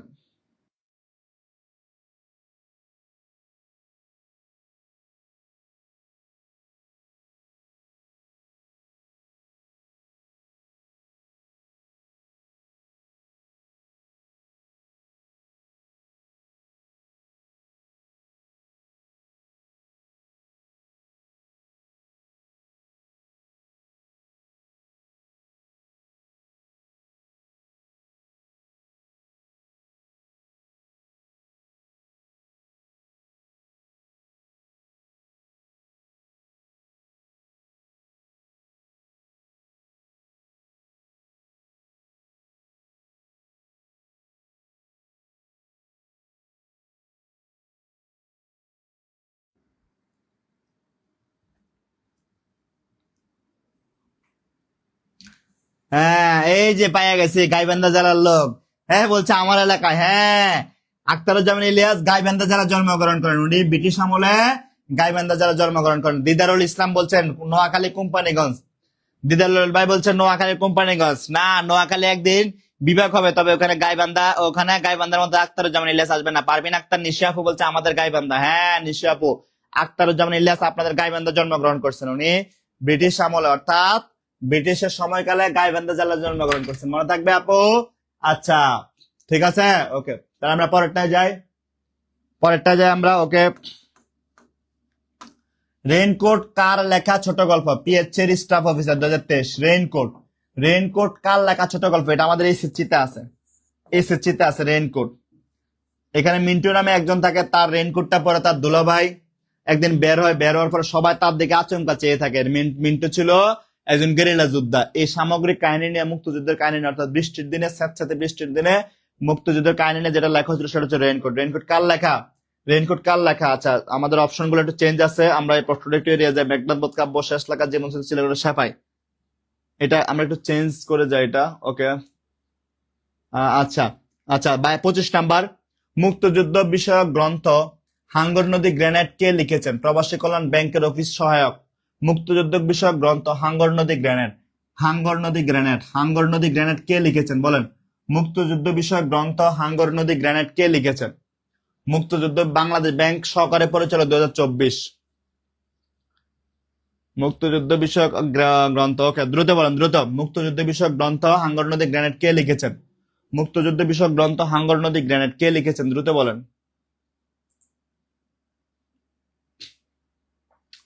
হাঙ্গর নদী গ্রেনেড, আপনাদের মনে আছে হাঙ্গর নদী গ্রেনেডে ওই যে একজন মা, হাঙ্গর নদী গ্রেনেড কে লিখেছেন? একজন মা হচ্ছেন, তার একটা বোবা ছেলে আছে, একটা বোবা ছেলে আছে, অনেক লুতুপুতু টাইপ, ও ছেলেটা কথা বলতে পারে না। মা ছোটবেলা থেকে তার সন্তানটাকে বড় করছেন আদর সোহাগ যত্ন সবকিছু দিয়ে, কারণ সন্তান বোবা হলেও তো মার কাছে সন্তানই। তো একদিন দুজন মুক্তিযোদ্ধাকে পাক বাহিনী তাড়া করছেন। তো দুজন মুক্তিযুদ্ধ হচ্ছে ওই মহিলার ঘরে গিয়ে আশ্রয় নিয়েছেন। মহিলা দুজন মুক্তিযোদ্ধাকে যে মাটির যে পাতিল আছে বড় কলসির মতো মটকা বলে, মটকার মধ্যে আশ্রয় দিচ্ছেন। ওই সময় পাক বাহিনী উঠানের মধ্যে এসে মহিলাকে ডাকতেছে যে মুক্তিযুদ্ধ দুজন আসছে, এরা কই? তখন উনি মুক্তিযোদ্ধা থেকে একটা অস্ত্র এনে তার ছেলে বোবা, একটা মাত্র সন্তান, বোবা সন্তান, এই বোবা সন্তানটার হাতে অস্ত্রটা নিয়ে তারা উঠানে ছেড়ে দিচ্ছে পাক বাহিনীর কাছে। পাক বাহিনী তাকে মুক্তিযোদ্ধা ভেবে গুলি করে মেরে ফেলছে। একজন মায়ের সামনে সন্তানকে গুলি করে মারছে, কষ্টটা চিন্তা করেন। এই কাহিনীটা হচ্ছে আমাদের হাঙ্গর নদী গ্রেনেড উপন্যাসের। এই উপন্যাসটা কে লিখছেন? উপন্যাসটা লিখছেন সেলিনা হোসেন। কে লিখছেন? এটা বিখ্যাত সাহিত্যিক সেলিনা হোসেন লিখছেন উপন্যাসটা, বিখ্যাত। আনিশা খাতুন, অনেক মোটা ছিল বোবাটা। এই যে বোবাটা অনেক মোটা ছিল না, এটা এখন ঢাকার মালিবাগে ওর রেস্টুরেন্ট আছে। আমি প্রায় ওর রেস্টুরেন্টের দিকে যাই। অন্য একটা রেস্টুরেন্ট আছে মালিবাগে, বুঝছেন? আপনারা ওই রাইসুলকে পাবেন, ওই রাসুলকে ঢাকার মালিবাগে পাবেন, ওনার একটা রেস্টুরেন্ট আছে। হ্যাঁ, আমি প্রায় ওদিকে যাই। যে ছোট ছেলেটা মোটা মুটকু যে ছোট ছেলেটা ছিল না, ওই ছেলেটা এখন ঢাকায় মালিবাগে তার রেস্টুরেন্ট আছে। হ্যাঁ, আপনারা ওখানে গেলে ওরা পাবেন। তাহলে ক্লিয়ার? ক্লিয়ার? এটা 25 নাম্বার ক্লিয়ার। আচ্ছা, তাহলে আমরা পরেরটা যাই। পরেরটা যাই প্রিয় ভাই বোন, আবারও বলি, যতক্ষণ আমার লাইভ চলবে ততক্ষণ আপনারা ভর্তিতে অফার পাবেন। কি অফার? আমাদের 19তম শিক্ষক নিবন্ধন জেনারেল ফুল কোর্স ফি ছিল 3000 টাকায়। 3000 টাকার কোর্স ফি আমরা ডিসকাউন্ট দিয়ে আপনাদের দিচ্ছি লাইভ চলাকালীন সময় মাত্র 1199 টাকা। যারা ভর্তি হবেন তারা এই নাম্বারে টাকা পাঠায় ভর্তি হয়ে যান। বৈশাখী মালেক, জি স্যার, একটা বাঙ্গাল মুভি আছে এটা। হ্যাঁ হ্যাঁ, হাঙ্গর নদী গ্রেনেড উপন্যাস থেকে মুভিটা বানাইছে, আপনারা মুভিটা দেখছেন, ঠিক আছে? রিপা আক্তার স্যার, এই ছবিটা দেখছি আমি, এই ছবিটা কতবার যে দেখছি আমি। ওকে, তাহলে হুমায়ুন আহমেদের প্রথম উপন্যাস কোনটা? শঙ্খনীল কারাগার, দেয়াল, নন্দিত নরক, লীলাবতী। হুমায়ুন আহমেদের প্রথম উপন্যাস কোনটা? শঙ্খনীল কারাগার হুমায়ুন আহমেদের, দেয়াল হুমায়ুন আহমেদের রাজনৈতিক উপন্যাস, নন্দিত নরক এটা ওনার উপন্যাস, লীলাবতী এটা ওনার উপন্যাস। এই নন্দিত নরক হচ্ছে হুমায়ুন আহমেদের প্রথম উপন্যাস। হুমায়ুন আহমেদের প্রথম উপন্যাস। চারুলতা, আমার নদী, চারুলতা লিখছে আমার আম্মু হাঙ্গর নদী গ্রেনেড দেখেছে, উনি মাঝে মধ্যে মুভি দেখেছে, উনি মাঝে মধ্যে গল্প করে। চারুলতা, আমার আম্মু হাঙ্গর নদী গ্রেনেড মুভি দেখেছে, মাঝে মাঝে গল্প করে। চারুলতা মানিকগঞ্জের আমার ছাত্রী, ওরা কল বিসিএস এর। ওরা এই হাঙ্গর নদী গ্রেনেড সম্পূর্ণ মুভিটা হয়েছে মানিকগঞ্জে। আপনারা যে চলচ্চিত্রটা সিনেমাটা দেখছেন, পুরো সিনেমাটা শুটিং হয়েছে মানিকগঞ্জে, বাংলাদেশের মানিকগঞ্জ জেলায় সিনেমাটা শুটিং হয়েছে। চারুলতা তোমাদের এলাকায় শুটিং হয়েছে, সম্ভবত 94 সালে শুটিং হয়েছে এটা। হ্যাঁ, অনেকে এটা দেখছেন। তাহলে হুমায়ুন আহমেদের প্রথম উপন্যাস হুমায়ুন আহমেদের প্রথম উপন্যাস হচ্ছে নন্দিত নরক। হুমায়ুন আহমেদের প্রথম উপন্যাস নন্দিত নরকে হুমায়ুন আহমেদের প্রথম উপন্যাস নন্দিত নরকে। এই উপন্যাসের ডায়লগ গুলো অসাধারণ, মানে সাহিত্যের একবারে রস কস সবকিছু মিশিয়ে দিছে এইটার মধ্যে। তাহলে হুমায়ুন আহমেদের প্রথম উপন্যাসের নাম কি? নন্দিত নরক। হ্যাঁ, কিভাবে স্যার কিভাবে ভর্তি হবে? আপু, ভর্তি হওয়ার জন্য এই যে আমাদের যে নাম্বার দেয়া আছে, এই নাম্বারে আপনি টাকা পাঠাবেন, বিকাশ অথবা নগদ থেকে সেন্ড মানি করবেন। সেন্ড মানি করার পরে এই নাম্বারে আমাদের হোয়াটসঅ্যাপ আছে, হোয়াটসঅ্যাপে স্ক্রিনশটটা পাঠিয়ে একটা মেসেজ দিবেন, স্যার পেমেন্ট ডান, স্যার আমাকে সম্পূর্ণ নতুন ব্যাচে ভর্তি করে দেন, ইনশাল্লাহ আপনাকে ভর্তি করে দিবে আপু। আমাদের প্রত্যেকটা স্লাইডে এই ইয়েটা পাবেন আপনি, ঠিক আছে? আচ্ছা, আমরা আবার 28 নাম্বারটা দেখি। চর্যাপদ কাদের, 46তম বিসিএস। চর্যাপদ কাদের? জৈন ধর্মদের, হিন্দুদের, মুসলিমদের, সহজে বৌদ্ধদের। বলেন, এটা পারার কথা, এটা সবাই পারার কথা। চর্যাপদ কাদের, এটা সবাই পারার কথা। হোসাইন আহমেদ ভাই বলছেন 27 নম্বর নন্দিত নরক। মাশাল্লাহ, হোসাইন আহমেদ ভাই দেখে অনেক পারেন, মাশাল্লাহ। আল্লাহ যেন আপনাকে উত্তম প্রতিদান দান করেন এবং আপনার জ্ঞানের সীমাবদ্ধতা ছাড়িয়ে যেন আপনি অনেক অনেক দূরে যেতে পারেন। আপনি যেন একদিন জ্ঞান দিয়ে আকাশ ছুঁতে পারেন ইনশাল্লাহ। ইমরান ভাই বলছেন নন্দিত নরক। আল রাহা ভুইয়া বলছেন নন্দিত নরক। সেলিম সারিয়ার বলছেন আচ্ছা ঠিক আছে। চর্যাপদ কাদের, এটা সবাই পারার কথা। 28 নাম্বার দেখি কে কে পারেন না দেখি। চর্যাপদ কাদের, আমরা জানি চর্যাপদ কাদের। এটা চর্যাপদ কাদের বলেন তো? এটা পাল আমলে লেখা হয়েছে। পাল আমলে কারা ছিল আমাদের এই অঞ্চলে? পাল আমল আমাদের এই অঞ্চলে কারা ছিল আমরা জানি। তাহলে পরীক্ষার প্রশ্ন আছে চর্যাপদ কাদের, সঠিক উত্তর কি হবে? দ্রুত দ্রুত জানান, দ্রুত। সঠিক উত্তর কি হবে? দ্রুত বলেন। চর্যাপদ কাদের? চর্যাপদ কাদের? দ্রুত বলেন। চর্যাপদ কাদের? চর্যাপদ কাদের? দ্রুত বলেন। চর্যাপদ কাদের? আমরা জানি চর্যাপদ বাংলা সাহিত্যের প্রাচীন যুগের বিখ্যাত গ্রন্থ। তার মানে আমরা একটাই গ্রন্থ পাইছিলাম, তখন আর কোনো গ্রন্থ পাই নাই। এই প্রাচীন যুগের বিখ্যাত গ্রন্থ হচ্ছে চর্যাপদ। প্রাচীন যুগের বিখ্যাত গ্রন্থ কি? চর্যাপদ। এই চর্যাপদটা সহজিয়া বৌদ্ধদের। কাদের? সহজিয়া বৌদ্ধদের। অর্থাৎ সহজিয়া বৌদ্ধদের একটা সাধন তত্ত্ব হচ্ছে চর্যাপদ। সহজিয়া বৌদ্ধদের একটা সাধন তত্ত্বটা কি? সাধন তত্ত্ব চর্যাপদ। কাদের? সহজিয়া বৌদ্ধদের একটা সাধন তত্ত্ব হচ্ছে চর্যাপদ। তাহলে যদি প্রশ্ন করে চর্যাপদ কাদের, তাহলে সঠিক উত্তর হবে সহজিয়া বৌদ্ধদের সাধন তত্ত্ব। কাদের? সহজিয়া বৌদ্ধদের সাধন তত্ত্ব কি? চর্যাপদ। সহজিয়া বৌদ্ধদের সাধন তত্ত্ব চর্যাপদ। ইমরান হোসেন, ইমরান ভাই ওয়ালাইকুম আসসালাম, ভালো আছে আলহামদুলিল্লাহ। আজকে দেরি করে ফেলছেন ইমরান ভাই। নিদ্রিত নিহারিকা আপু কেমন আছেন? আচ্ছা, মেরিনা আফরোজ মিম আমাদের সঙ্গে যুক্ত হয়ে গেছে। মেরিনা আফরোজ মিম, ওকে। আব্দুল হাকিম সাব্বির, চর্যাপদ কাদের? গোপাল না ভাই, চর্যাপদ সহজিয়া বৌদ্ধদের। এটা সহজিয়া বৌদ্ধদের সাধন তত্ত্ব। কাদের? সহজিয়া বৌদ্ধদের সাধন তত্ত্ব। রাশেদ রায়হান ভাই বলছেন পাল আমলে বৌদ্ধদের। হ্যাঁ। জান্নাতুল মাওয়া আপা বলছেন বৌদ্ধদের। শারমিন আক্তার রেবু আপা বলছেন বৌদ্ধদের। হুসাইন আহমেদ বলছেন 28 নম্বর সহজিয়া বৌদ্ধদের। রাকিব ইসলাম ফয়সাল, যারা আমার ক্লাসে যুক্ত আছেন সবার জন্য দোয়া রইলো। সবার মনের আশা আল্লাহ পূরণ করে দেয়। রোজার মাসের উসিলায় যেন আল্লাহ সবার মনের আশা পূরণ করে দেয়। সৃষ্টিকর্তা যেন সবার মনের আশা পূরণ করে দেয় এই রোজার মাসের উসিলায়, সে প্রার্থনা করি। ইনশাল্লাহ সবাই যেন আপনারা সফল হন। তাহলে চর্যাপদ কাদের? সহজিয়া বৌদ্ধদের। মনে থাকবে ইনশাল্লাহ। কাদের? সহজিয়া বৌদ্ধদের। আচ্ছা, কীর্তনখোলা নাটকটির বিষয় পল্লী বিদ্যুতায়ন বোর্ড অফিস সহায়ক 2024। কীর্তনখোলা যন্ত্রণাদগ্ধ শহর জীবন, স্নিগ্ধ শ্যামল প্রাকৃতিক রূপ, লোকায়ত জীবন সংস্কৃতি, দেশ বিভাগজনিত জীবন যন্ত্রণা। বলেন কীর্তনখোলা কাদের? কীর্তনখোলা কাদের? বলেন কীর্তনখোলা কাদের? কীর্তনখোলা নাটকটির বিষয়বস্তু কি? বলেন কীর্তনখোলা নাটকটির বিষয়বস্তু কি? কীর্তনখোলা নাটকটির বিষয়বস্তু কি? দ্রুত বলেন, দ্রুত দ্রুত দ্রুত দ্রুত বলেন। কীর্তনখোলা নাটকটির বিষয়বস্তু কি? দ্রুত বলেন, দ্রুত বলেন। কীর্তনখোলা নাটকটির বিষয়বস্তু কি? কীর্তনখোলা এটা গ্রামের ঢাকার পাশে, মানে শহরের পাশে একটা গ্রামের মানুষের সহজ জীবন বোধ নিয়ে রচিত। সহজ জীবন যাপন, সহজ জীবন বোধ নিয়ে রচিত। একটা নদী আছে, নদীকে কেন্দ্র করে মানুষ তার জীবন চলাচলনা করে। সামগ্রিক জিনিসকে কেন্দ্র করে যেটা রচিত সেটা হচ্ছে কীর্তনখোলা। কীর্তনখোলা, কীর্তনখোলা।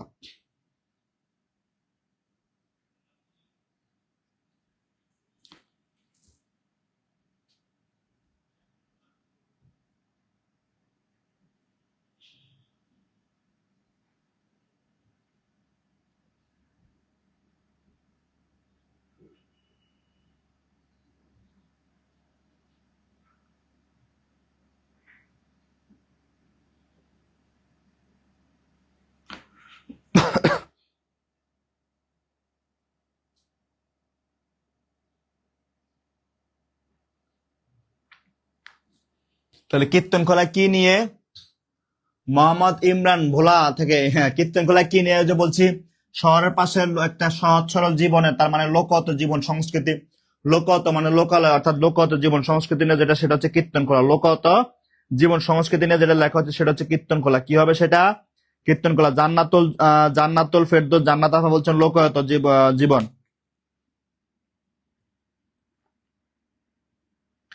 সবাই ক্লাসটা শেয়ার করেন, যারা এখনো শেয়ার করেন না সবাই ক্লাসটা শেয়ার করে দেন। এছাড়া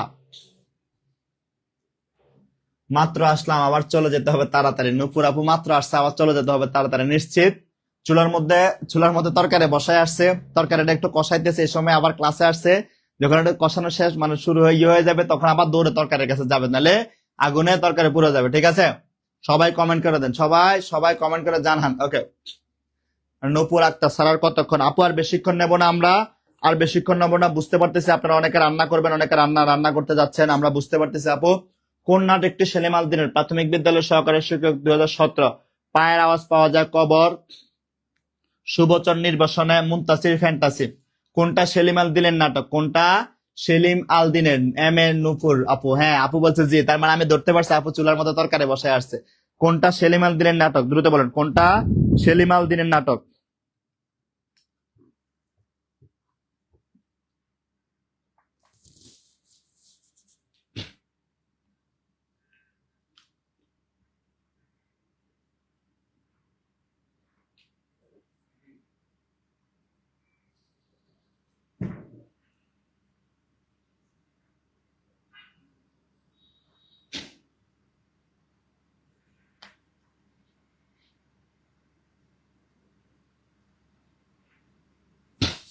বলেন কোনটা সেলিম আল দীনের নাটক? আমরা জানি পায়ের আওয়াজ পাওয়া যায়, এটা সৈয়দ শামসুল হকের, এটা সৈয়দ শামসুল হকের কবের, মনির চৌধুরী, সুবচন, এটা ইয়ার, আর তারপর হচ্ছে মুনতাসিরের ফ্যান্টাসি। এটা হচ্ছে বিখ্যাত সাহিত্যিক সেলিম আল দীনের নাটক, মুনতাসিরের ফ্যান্টাসি। মুনতাসিরের ফ্যান্টাসি হচ্ছে সেলিম আল দীনের নাটক। কোনটা? মুনতাসিরের ফ্যান্টাসি। 30 নম্বরের গ, হ্যাঁ 30 নম্বরের ঘ হবে। ফারিয়া তাবাসসুম রান্না করছে আর ক্লাস করছে, মাশাল্লাহ আপু, অনেক কষ্ট করে আপনারা ক্লাস করতেছেন, আমরা বুঝতে পারতেছি। দোয়া করে সবার মনের আশা যেন সৃষ্টিকর্তা পূরণ করে দেয়, এবং এই রোজার মাসের উসিলা যেন সবাইকে আল্লাহ পাক তার সবার কপালে যেন চাকরি জুটায় দেয়। ইনশাল্লাহ আপনারা চাকরি পেলে আমরা সুখী হবো, আপনার চাকরি পেলে আমরা খুশি হবো। তাহলে 30 নম্বর কি হবে? মুনতাসিরের ফ্যান্টাসি। আচ্ছা, 31 নম্বর কোন গল্প শরতের? শরৎ মানে শরৎচন্দ্রের। কোন গল্প শরৎচন্দ্রের?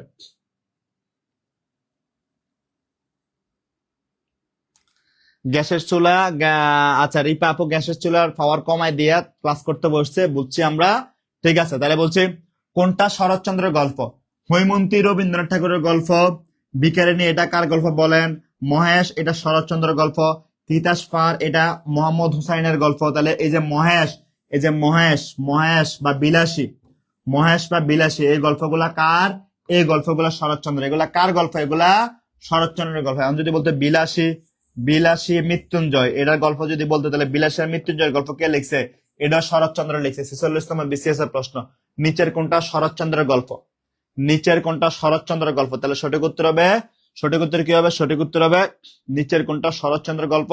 সঠিক উত্তর হবে বিলাসী এবং মহেশ। এখানে যেহেতু বিলাসী নাই মহেশ আছে, আমরা সঠিক উত্তর দেখাবো মহেশ। শরৎচন্দ্রের গল্প কোনটা? মহেশ। ঠিক আছে, হ্যাঁ অনেকে উত্তর দিচ্ছেন। হ্যাঁ আপু ভর্তি হওয়ার জন্য বলছে আমাদের যে নাম্বার দেয়া আছে, আমাদের যে নাম্বার দেয়া আছে এই যে 01767265758 এই নাম্বারে টাকা পাঠায় ভর্তি হবেন আপু। এছাড়া যারা রকেট থেকে পাঠাবেন তারা 01552658636 এই নাম্বারে টাকা পাঠিয়ে দেবেন আপু। হ্যাঁ, আমাদের 19তম শিক্ষক নিবন্ধন জেনারেল ফুল কোর্সে ভর্তি হচ্ছে। 19তম শিক্ষক নিবন্ধন জেনারেল ফুল কোর্সে নতুন বেচে ভর্তি চলতেছে। আমাদের কোর্স ফি ছিল 3000 টাকা। তবে প্রিয় ভাই বোন, আপনাদের মধ্যে অনেকে আছেন অনেক বেকার, আপনারা অনেকে আছেন বাসায় কাজ করতে করতে মানে অবস্থা খারাপ, হাজবেন্ডের কাছে টাকা চাইলে চিনতে বারবার বলে এই কিসের টাকা নেবে, কয়দিন পরে ঈদ, সবার জন্য কেনাকাটা করতে হবে। আপনাদের এরকম সমস্যার কথা চিন্তা করে আমরা কোর্স ফি রাখছি মাত্র 1199 টাকা। কত টাকা? মাত্র 1199 টাকা। আপু আপনারা যত দ্রুত সম্ভব আমার লাইভ চলাকালীন সময় যদি ভর্তি হন তাহলে এই অফারটা পাবেন। লাইভ চলে গেলে কিন্তু এই অফার থাকবে না। লাইভ চলে গেলে কিন্তু এই অফার থাকবে না। লাইভ চলে গেলে অফার থাকবে না। লাইভ চলে গেলে অফার কিন্তু থাকবে না আপু। তাই 19তম শিক্ষক নিবন্ধন সম্পূর্ণ নতুন ব্যাচে ভর্তি হইতে লাইভ চলাকালীন সময় 1199 টাকা এই নাম্বারে পাঠিয়ে দেন। পাঠিয়ে দিলে ইনশাল্লাহ আপনাকে ভর্তি কনফার্ম করে দেওয়া হবে। আপনার কাছে 1100 টাকা নাই, আপনার কাছে 1199 নাই, আপনার কাছে 1150 আছে, 1150 আছে, সমস্যা নাই, কোনো সমস্যা নাই আপু। আপনি এই টাকাটা পাঠিয়ে দেন, ইনশাল্লাহ আপনাকে এই টাকায় ভর্তি করে দেওয়া হবে ইনশাল্লাহ। আপনার কাছে 1140 আছে, আপনার কাছে 1120 আছে, আপনি 1120 টাকা পাঠিয়ে দেন, ইনশাল্লাহ এই টাকা দিয়ে আপনাকে ভর্তি করা হবে। এছাড়া আপনার কাছে ধরেন এটাও নাই, আপনার কাছে 800 আছে আপু, আপনি 800 টাকা এই নাম্বারে এখন পাঠান। ইফতারের পরে যদি বিকাশ দোকানে যান, ইফতারের পরে যদি বিকাশ দোকানে যান, আপনি এই টাকা পাঠিয়ে দেন, ইনশাল্লাহ আপনাকে যুক্ত করে দেওয়া হবে। পরে আবার এই টাকাটার সঙ্গে আরো 399 টাকা পাঠিয়ে দেন, ইনশাল্লাহ আপনাকে সম্পূর্ণ টাকা পাইলে আপনাকে যুক্ত করে দেওয়া হবে। ঠিক আছে, ওকে। 900 টাকা আছে, হ্যাঁ 900 টাকা এখন পাঠান প্রিয় ভাইয়া, 900 টাকা পাঠান প্লিজ, সমস্যা নাই। রেদাউনুল ভাই 900 টাকা এই নাম্বারে পাঠিয়ে দেন ভাইয়া, দেরি করবেন না। 900 টাকা পাঠিয়ে দেন, আপনি বাকি টাকা পরে পাঠিয়ে দেন। এই টাকা এই নাম্বারে 900 টাকা পাঠিয়ে দেন, যা আছে পাঠিয়ে দেন, টেনশন করেন না, যা আছে পাঠিয়ে দেন, যা আছে পাঠিয়ে দেন, কোনো দেরি করবেন না, দেরি করেন না, যা আছে পাঠিয়ে দেন, দেরি করবেন না ভাই, যা আছে পাঠিয়ে দেন। আচ্ছা আপনারা পাঠাতে থাকেন, এই যে আমাদের নাম্বার দেওয়া আছে এই নাম্বারে আপনারা পাঠাতে থাকেন, আপনারা পাঠাতে থাকেন, আমি ক্লাস নিয়ে সামনের দিকে আপনারা পাঠাতে থাকেন। কারণ অনেক আপু বারবার কমেন্ট করতেছে স্যার ইফতারের সময় হয়ে যাচ্ছে, আমাদের রান্না করতে হবে, কারণ অনেক আপুকে ইফতার বানাইতে হবে।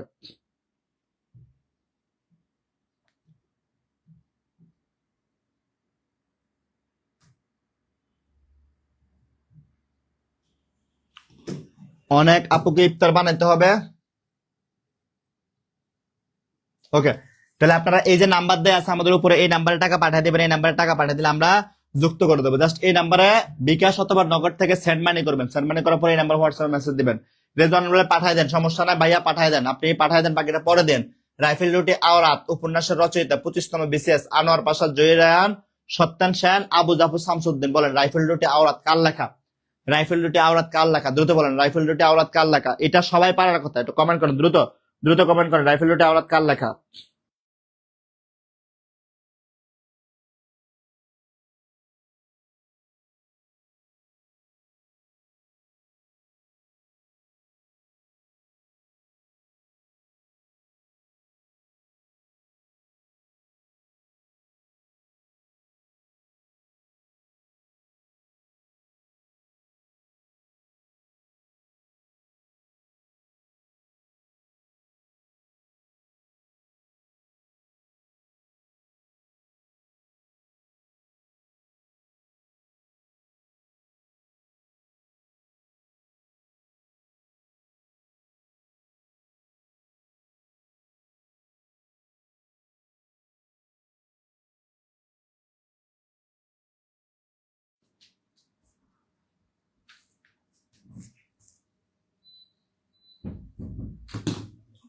ওকে, তাহলে বলছি রাইফেল লুটে আওরাত কার লেখা? রাইফেল লুটে আওরাত কার লেখা? রাইফেল লুটে আওরাত কার লেখা? প্রিয় ভাই বোন বলেন, রাইফেল লুটে আওরাত কার লেখা? রাইফেল লুটে আওরাত কার লেখা? এটা আনোয়ার পাশার লেখা। কার লেখা? রাইফেল লুটে আওরাত আনোয়ার পাশার লেখা। জহির রায়হান হবে না। জহির রায়হানের মুক্তিযুদ্ধ অনেক ভূমিকা আছে, ঠিক আছে, তবে এটা জহির রায়হান না। সত্যেন সেনের হবে না। আবু জাফর শামসুদ্দিনের হবে না। কার লেখা? আনোয়ার পাশার লেখা এটা, ঠিক আছে। আচ্ছা, এই যে মাশাআল্লাহ সবাই পারতেছেন, বলি না সব, বলছি না সবাই পারবেন ইনশাআল্লাহ। আচ্ছা, কবর নাটকটি সর্বপ্রথম অভিনীত হয় কোথায়? বেবি চেকার নিরাপত্তা অপারেটর 2024, বাংলাদেশ টেলিভিশনে, কেন্দ্রীয় শহীদ মিনারে, রমনা বটমূলের, ঢাকা কেন্দ্রীয়। কবর নাটকটি সর্বপ্রথম ঢাকা কেন্দ্রীয় কারাগারে, কবর নাটকটি সর্বপ্রথম ঢাকা কেন্দ্রীয় কারাগারে মঞ্চন করা হয়। কোথায় মঞ্চন করা হয়? ঢাকা কেন্দ্রীয় কারাগারে মঞ্চন করা হয়। কোথায়? ঢাকা কেন্দ্রীয় কারাগারে সর্বপ্রথম কবর নাটকটি মঞ্চন করা হয়। কোথায় মঞ্চন করা হয়? ঢাকা কেন্দ্রীয় কারাগারে। কবর নাটকটি সর্বপ্রথম ঢাকা কেন্দ্রীয় কারাগারে মঞ্চন করা হয়। কোথায়? ঢাকা কেন্দ্রীয় কারাগারে মঞ্চন করা হয়। কোথায় মঞ্চন করা হয়? ঢাকা কেন্দ্রীয় কারাগারে। চারুলতা, এই কোশ্চেনটা এন্টি করাপশন এর এক্সামে আসছিল। চারুলতা, তুইও কি মানে ইফতারি রান্না করতে করতে ক্লাস করতেছস? ওকে, হ্যাঁ আপু, স্যার ইফতারের টাইম, ইফতার বানাবো স্যার, ইফতার বানাচ্ছি, দেরি অনেক কষ্ট হচ্ছে স্যার, ক্লাস দ্রুত শেষ করেন। হ্যাঁ আপু, আমাদের এই বাংলা সাহিত্য থেকে গত 10 বছরে বিভিন্ন পরীক্ষার যে এক্সক্লুসিভ প্রশ্নগুলো আসছে, বারবার আসছে, এই প্রশ্নগুলোকে বাছাই করে আমরা আজকে 200 প্রশ্ন নিয়ে আয়োজন করছি আপু। আমাদের মাত্র দেখতে পাচ্ছেন, আমাদের মাত্র 33টা গেছে। আমরা এখন 40টা প্রশ্ন নেব, 7টা প্রশ্ন আছে। 7টা প্রশ্ন শেষ করে দিলে ইনশাল্লাহ ক্লাস শেষ হবে আপু। আপনাদের সঙ্গে আমার আবার পরবর্তী অর্থাৎ 41 থেকে 80 পর্যন্ত প্রশ্ন নিয়ে সমাধান করবো আজকে তারাবির পরে ইনশাল্লাহ। সবাই আমার সঙ্গে যুক্ত হবেন। আজকে তারাবির পরে দেখবেন আরো 48টা প্রশ্ন সমাধান করবে। এরকম 200 সাহিত্যের প্রশ্ন যদি সমাধান করেন, এখান থেকে যদি 5টা কমন আসে, আপনি ইনশাল্লাহ পরীক্ষায় অ্যান্সার করতে পারবেন, ঠিক আছে। আচ্ছা, তাহলে কবর নাটকটি আছে, এটা তো গেল কবর নাটক। 33 গেল। 34 আসি আমরা। মনির চৌধুরী কোনটি লেখেন? কমলাকান্ত আজান, রক্ত কবির কবর। মনির চৌধুরী কোনটা লেখেন? মনির চৌধুরী কোনটা লেখছেন বলেন তো, এটা সবাই পারার কথা। মনির চৌধুরী কোনটা লিখছে? এটা সবাই পারার কথা, একটু বলেন তো মনির চৌধুরী কোনটা লিখছে? মনির চৌধুরী নিচের কোনটা রচনা করেন? বলছে মনির চৌধুরী নিচের কোনটা রচনা করেন? হ্যাঁ, ওকে। হ্যাঁ আপু, ভর্তি হওয়ার জন্য জাস্ট এই নাম্বারে টাকা পাঠিয়ে দেন। এই নাম্বারে টাকা পাঠিয়ে দেন। নিবন্ধনের জন্য ফুল কোর্স 1199 টাকা। এছাড়া সাইদুল স্যারের all job all admission, Saidul স্যারের অল জব অল অ্যাডমিশন মাত্র 750 টাকা। অল জব অল অ্যাডমিশন 750 টাকা। চারুলতা, ওকে ঠিক আছে, থাক, কোচিং এ থাক। জয় রিয়া, স্যার রান্না করে আপনার ক্লাস করতেছে, মাশাল্লাহ আপু। ওকে, এই যে আপনারা এত পরিশ্রম করতেছেন, নিশ্চিত থাকেন আপনারা এই পরিশ্রমের উত্তম প্রতিদান পাবেন ইনশাল্লাহ। আল্লাহ যেন রোজার মাসের উসিলা সবার মনের আশা পূরণ করে দেয়। চারুলতা, আমার ছোট বোন, ওর মনের আশা যেন পূরণ করে দেয়। চাকরি পাওয়ার পর একটা বিয়ে করবে, সানগ্লাস পরে, শাড়ি পরে, ফেসবুকের মধ্যে ছবি দেবে ইনশাল্লাহ, ঠিক আছে। ওকে, রিফা আপু হচ্ছে রিয়া আপু কমেন্ট করছে রান্না করে ক্লাস করতেছে। রিফা আপু কমেন্ট আবার রিপ্লাই দিচ্ছে, আপু লবণ বেশি দিয়েন না। মানে কি শুরু করছেন ভাই আপনারা? ভালো হইলেন না? না, মাসুদ ভালো হয়ে গেছে, আপনারা ভালো হইলেন না? ভালো হয়ে যান আপু। রোজার মাস শয়তান বন্দি করে রাখছে, সুতরাং শয়তানি করার দরকার নাই। জাস্ট ভালো কাজ করেন এবং আমাদের 19তম শিক্ষক নিবন্ধন সম্পূর্ণ নতুন বেচে, 19তম শিক্ষক নিবন্ধন সম্পূর্ণ নতুন বেচে অফারে ভর্তি হতে চাইলে জাস্ট এই নাম্বারে 1199 টাকা পাঠিয়ে দিন। এই নাম্বারে 1199 টাকা পাঠিয়ে দিলে আপনাকে সম্পূর্ণ নতুন বেচে ভর্তি করে দেওয়া হবে। তাহলে মনির চৌধুরী কোনটি লিখেন? কমলাকান্ত বঙ্কিমের লেখা, আজান আল মাহমুদের লেখা, রক্ত কবির কার লেখা? এটা সবাই জানেন। কবর, এই যে কবর, এই কবর কার লেখা? কবর হচ্ছে মনির চৌধুরীর লেখা। কবর নাটকটি কার লেখা? মনির চৌধুরীর লেখা। কবরের বিখ্যাত একটা সংলাপ কি? মানুষ মরে গেলে পচে যায়, বেঁচে থাকলে বদলায়, কারণে অকারণে বদলায়। মানুষ মরে গেলে পচে যায়, বেঁচে থাকলে বদলায়, আর কারণে অকারণে বদলায়। সমস্যা নাই। তাসলিমা খান, উর্মি আপু আর রান্না করে আর ক্লাস করে তা কমেন্ট করতে পারে না, তা আপু সমস্যা নাই। আপনি আমাদের পেড কোর্সের ক্লাসগুলা সব সময় রেকর্ড পাবেন। যে কোনো সময় চাইলে আপনি পেড কোর্সের ক্লাসগুলো করতে পারবেন আপু। আমাদের 19তম শিক্ষক নিবন্ধন পেড কোর্সে ভর্তি হতে জাস্ট 1199 টাকা এই নাম্বারে পাঠিয়ে দেন আপু। আপনি অনেক বড় লোক, আপনি অনেক বড় লোক আপু, আমরা জানি আপনি অনেক বড় লোক। 1199 টাকা আপনার কাছে কিছুই না আপু, পাঠিয়ে দেন, ইনশাল্লাহ আপনাকে সম্পূর্ণ নতুন বেসে ভর্তি করে দেওয়া হবে। রিজন আলী বা হক ভাই, আপনার টাকা আসছে ইনশাল্লাহ, আপনাকে বাকি টাকা পাঠিয়ে দেন, ইনশাল্লাহ আপনাকে সম্পূর্ণ নতুন বেসে ভর্তি করে দেওয়া হবে ইনশাল্লাহ ভাই। ধন্যবাদ ভাই। আচ্ছা, তাহলে আমরা পরেরটা যাই আমরা। ওকে, বাংলা একাডেমি প্রবৃত্ত বাংলা বানানের নিয়ম প্রণীত হয় কত সালে? 46তম বিসিএস, 82, 90, 92, 2000, 1995। বাংলা একাডেমি প্রবৃত্ত বাংলা বানানের নিয়ম প্রণীত হয় 1992 সালে। কত সালে? 1992 সালে। বাংলা একাডেমি প্রমিত বাংলা বানান নীতি হয় 1992 সালে। ঠিক আছে, আমরা ক্লাস শেষ করে দিচ্ছি, সমস্যা নেই আপু, ক্লাস শেষের দিকে নিয়ে যাচ্ছে আমি। ওকে, 35 নাম্বার, শূন্য পুরাণের রচয়িতাকে? শূন্য পুরাণের রচয়িতা হচ্ছে রামায় পণ্ডিত। মধ্যযুগের বাংলা সাহিত্যের অন্ধকারাচ্ছন্ন যুগে দুটা লেখা হয়েছিল, অন্ধকারাচ্ছন্ন যুগে দুটা লেখা হয়েছিল, একটা হচ্ছে শূন্য পুরাণ, একটা হচ্ছে শূন্য পুরাণ, একটা হচ্ছে শূন্য পুরাণ, শূন্য পুরাণ কি কি? শূন্য পুরাণ, পুরাণ। আরেকটা কি মনে আছে আপনাদের?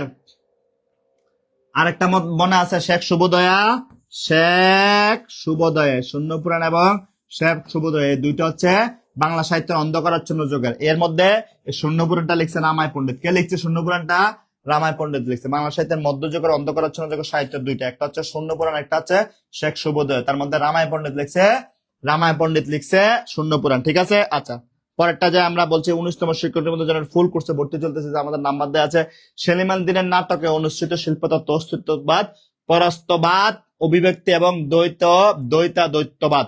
সলিম আল দ্বীনের নাটকের অনুষ্ঠিত শিল্পতত্ত্ব, শিল্পতত্ত্ব হচ্ছে দ্বৈত, দ্বৈত মানে দ্বিতীয়, সবসময় মনে রাখবেন। সেলিম আল দ্বীন, সেলিম আল দ্বীন নাটক মানে দ্বিতীয়, সেলিম আল দ্বীন নাটক মানে দ্বিতীয়, দ্বিতীয় মানে দ্বৈতবাদ, দ্বৈতবাদ। সেলিম আল দ্বীনের নাটকে দ্বৈতবাদ শিল্পতত্ত্ব ফুটিয়ে তোলা, অর্থাৎ একপেক্ষিক না দ্বিপেক্ষিক শিল্পতত্ত্ব ফুটিয়ে তোলা হয়েছে। ঠিক আছে, আচ্ছা তাহলে আমরা পরেরটা দেখি আপু। শামসুর রহমানের রচিত উপন্যাস কোনটি? বন্ধু শিবির থেকে অদ্ভুত আধার এক স্মৃতির শহর রুদ্রকরটিতে। শামসুর রহমানের উপন্যাস কোনটি? বন্ধু শিবির থেকে অদ্ভুত আধার এক স্মৃতির শহর রুদ্রকরটিতে। বলেন শামসুর রহমানের উপন্যাস কোনটি? নিচের কোনটা শামসুর রহমানের? এটা সবাই পারার কথা। বন্ধু শিবির থেকে কার? অদ্ভুত আধার এক এটা কার? স্মৃতির শহর কার? রুদ্রকরটিতে কার? শামসুর রহমানের উপন্যাস। বলছে শামসুর রহমানের কবি শামসুর রহমানের উপন্যাস কোনটি? কবি শামসুর রহমানের উপন্যাস কোনটি? কবি শামসুর রহমানের উপন্যাস কোনটি? কবি শামসুর রহমানের উপন্যাস কোনটি? বলেন শামসুর রহমানের উপন্যাস কোনটি? বলেন শামসুর রহমানের উপন্যাস কোনটি? বলেন। 38 নাম্বার কি হবে? কবি শামসুর রহমানের উপন্যাস কোনটি? এটাকে বন্ধু শিবির থেকে নাকি রুদ্রকরটিতে? কি হবে বলেন? শামসুর রহমানের উপন্যাস কোনটি? শামসুর রহমানের উপন্যাস কোনটি? বলেন শামসুর রহমান, কবি শামসুর রহমানের উপন্যাস কোনটি? শামসুর রহমানের উপন্যাস কোনটি?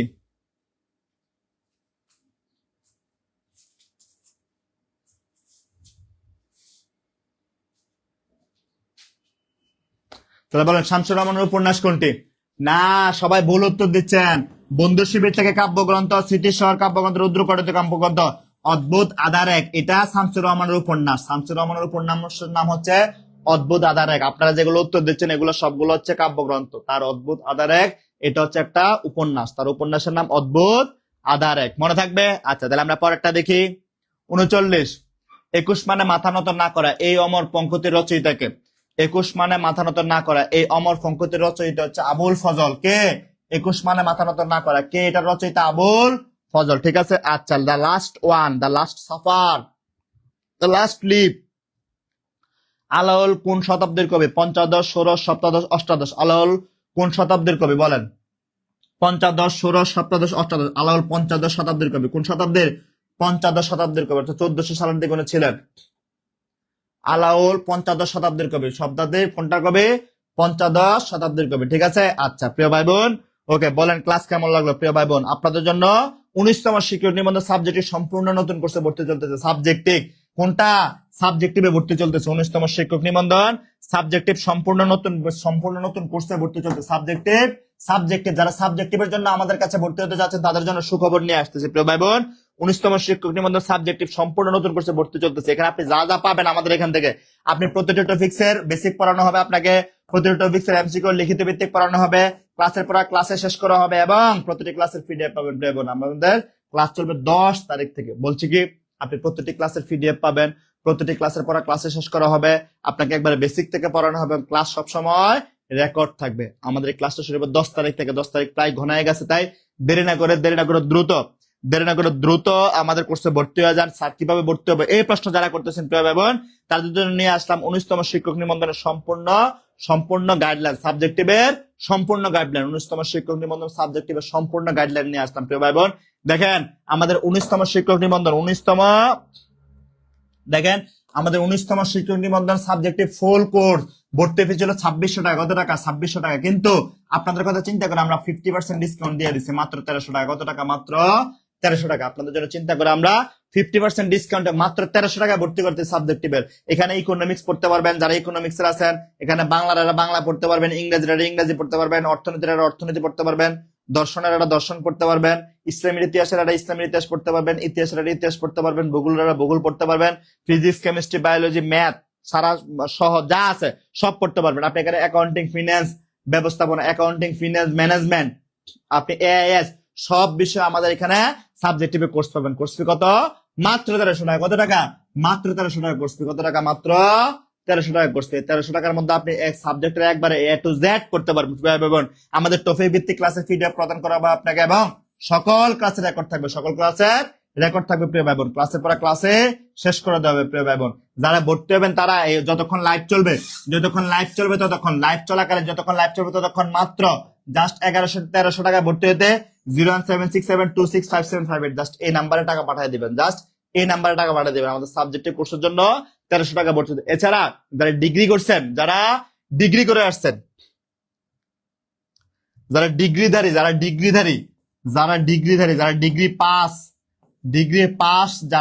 পাস যারা তারা সামাজিক বিজ্ঞানে ভর্তি হবেন। সামাজিক বিজ্ঞানে ভর্তি হবেন। সামাজিক বিজ্ঞানে যেহেতু অনেকগুলো সাবজেক্ট এখানে যেহেতু অনেকগুলো সাবজেক্ট, তাই সামাজিক বিজ্ঞানের কোর্সে আমাদের 5000 টাকার কোর্স ফি মাত্র 2000 টাকা। কত টাকা? মাত্র 2000 টাকা। 5000 টাকার কোর্স ফি মাত্র 2000 টাকা। কত টাকা? মাত্র 2000 টাকা। মাত্র 2000 টাকা। 5000 টাকা কোর্স ফি মাত্র 2000 টাকা। সামাজিক বিজ্ঞানে মাত্র 2000 টাকা। প্রিয় ভাই বোন, দেরি না করে যতক্ষণ আমার লাইভটা চলবে ততক্ষণ ভর্তিতে ফি থাকবে, যতক্ষণ আমার লাইভ চলবে ততক্ষণ ভর্তিতে অফার থাকবে। আপনারা এই অফারটা লুফে নিতে আমার লাইভ চলাকালীন সময় দ্রুত ভর্তি হয়ে যান। লাইভ চলাকালীন সময় দ্রুত ভর্তি হয়ে যান, ইনশাল্লাহ আপনাকে সম্পূর্ণ নতুন কিছু যুক্ত করে দেবে। এছাড়া সাইদুল স্যারের অল জব অল অ্যাডমিশন শুধুমাত্র ইংরেজির জন্য, সাইদুল স্যারের অল জব অল অ্যাডমিশন মাত্র 1500 টাকা। তবে 1500 টাকা না, আপনাদের জন্য মাত্র 750 টাকা। যতক্ষণ লাইভ চলবে ততক্ষণ মাত্র 750 টাকা দিয়ে ভর্তি হতে পারবেন প্রিয় ভাই বোন। হ্যাঁ আপু, হ্যাঁ ভর্তি হওয়ার জন্য জাস্ট এই নাম্বারে টাকা পাঠিয়ে দেন। জাস্ট এই নাম্বারে টাকা পাঠিয়ে দেন আপু। এই নাম্বারে টাকা পাঠিয়ে দিলে আপনার ভর্তি কনফার্ম করে দেওয়া হবে। প্লিজ আপু এই নাম্বারে টাকা পাঠিয়ে দেন। এই নাম্বারে টাকা পাঠালে আপনার ভর্তি কনফার্ম করে দেওয়া হবে। হ্যাঁ ঠিক আছে প্রিয় ভাই বোন, অনেক আপুরা অনেক কষ্ট করছেন ইফতারি বানাতে আমাদের ক্লাস দেখছেন। সবার জন্য শুভকামনা রইল। আপু ভালো থাকবেন, ভাইয়ারা ভালো থাকবেন, সবাই আমার জন্য দোয়া করবেন। রোজার দিনে আপনাদের সঙ্গে আবার আজকে দেখা হবে। তারাবির পরে আমরা আরো 40টা 60টা প্রশ্ন নিয়ে, এক্সক্লুসিভ প্রশ্ন নিয়ে আপনাদের সঙ্গে হাজির হয়ে যাবে প্রিয় ভাই বোন। স্যার লাইভটা কাটেন না, লাইভ চলো প্রিয় ভাই বোন, টাকা ম্যানেজ করে ভর্তি হয়ে যাবে। হ্যাঁ আপনাদের লাইভ চলবে, টাকা ম্যানেজ করে আপনারা ভর্তি হয়ে যান। এই নাম্বারে টাকা পাঠাবেন, জাস্ট এই নাম্বারে টাকা পাঠালে ভর্তি হয়ে যাবেন ইনশাল্লাহ।